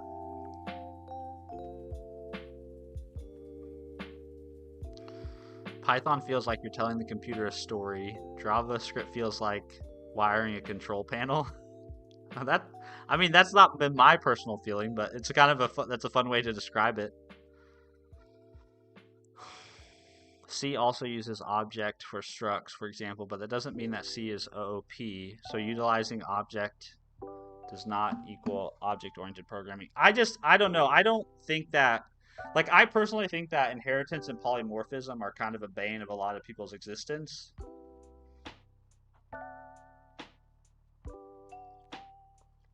Like, I would much rather people get rid of inheritance. I don't know, polymorphism's fine, but inheritance, I honestly think, like, after, like, 1 or 2 levels of inheritance, there lies madness. Like, if you have, like, a base class, no thank you.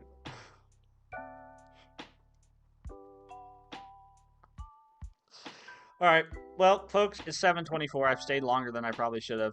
I need to get back upstairs and hang out with the family and enjoy the holidays. I got to put on my Christmas PJs, actually, so I got to run upstairs and do that. I'll do my normal wrap up. Steven, I found out yesterday that Excel 365 can finally use different language that VBA for macros, and that is TypeScript. Dude, that's kick ass. Are you serious? You can use TypeScript in Excel? That's pretty cool. How has that not been in the zeitgeist more?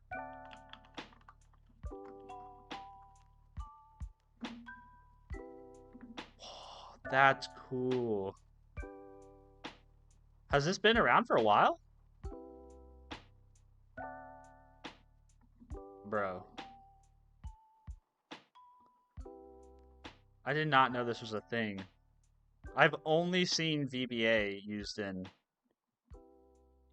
Excel macros. Okay, I'm changing careers. I'm gonna become an Excel TypeScript monkey. I would love to just build people Excel files with TypeScript code all day. I had no idea this existed. When did this happen? Office scripts, TypeScript.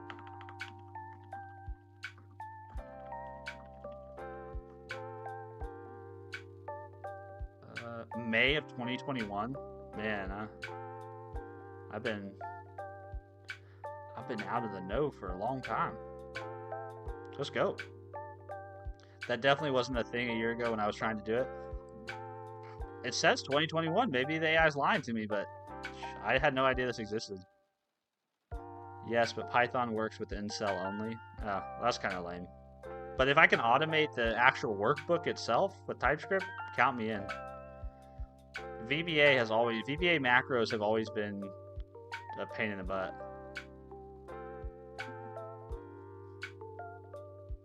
I finally can kick VBA to the garbage. Hell yeah, bro. Get rid of VBA. We used to have these at my old company. We used to have these cost router worksheets, and somebody in the finance department had built it. So I've never written Visual Basic though, so that's why VBA was always kind of foreign to me. But somebody knew Visual Basic and was built this like really complex workbook. It would send emails and all kinds of crazy shit.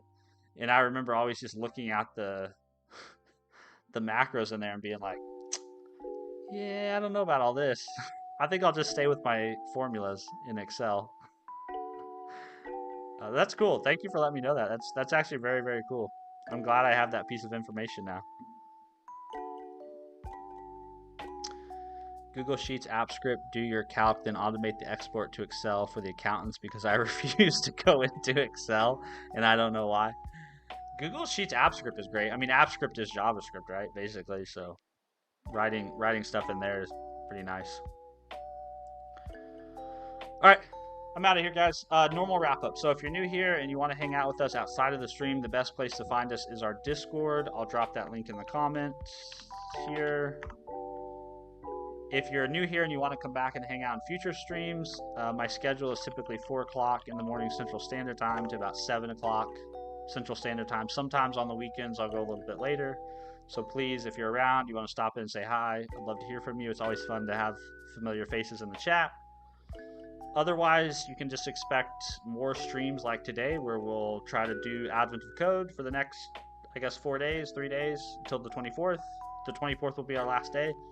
And then in our free time on those days, we'll do side project stuff. And then after Advent of Code, we'll just full sail pivot into side projects. All right. And if I see you guys around the YouTubes and comments and shorts and stuff, that'd be great. Otherwise, we'll see you guys tomorrow morning. I hope you all have a great rest of your Sunday. And if it's already Monday for you, have a great rest of your Monday. And I'll see you folks next time.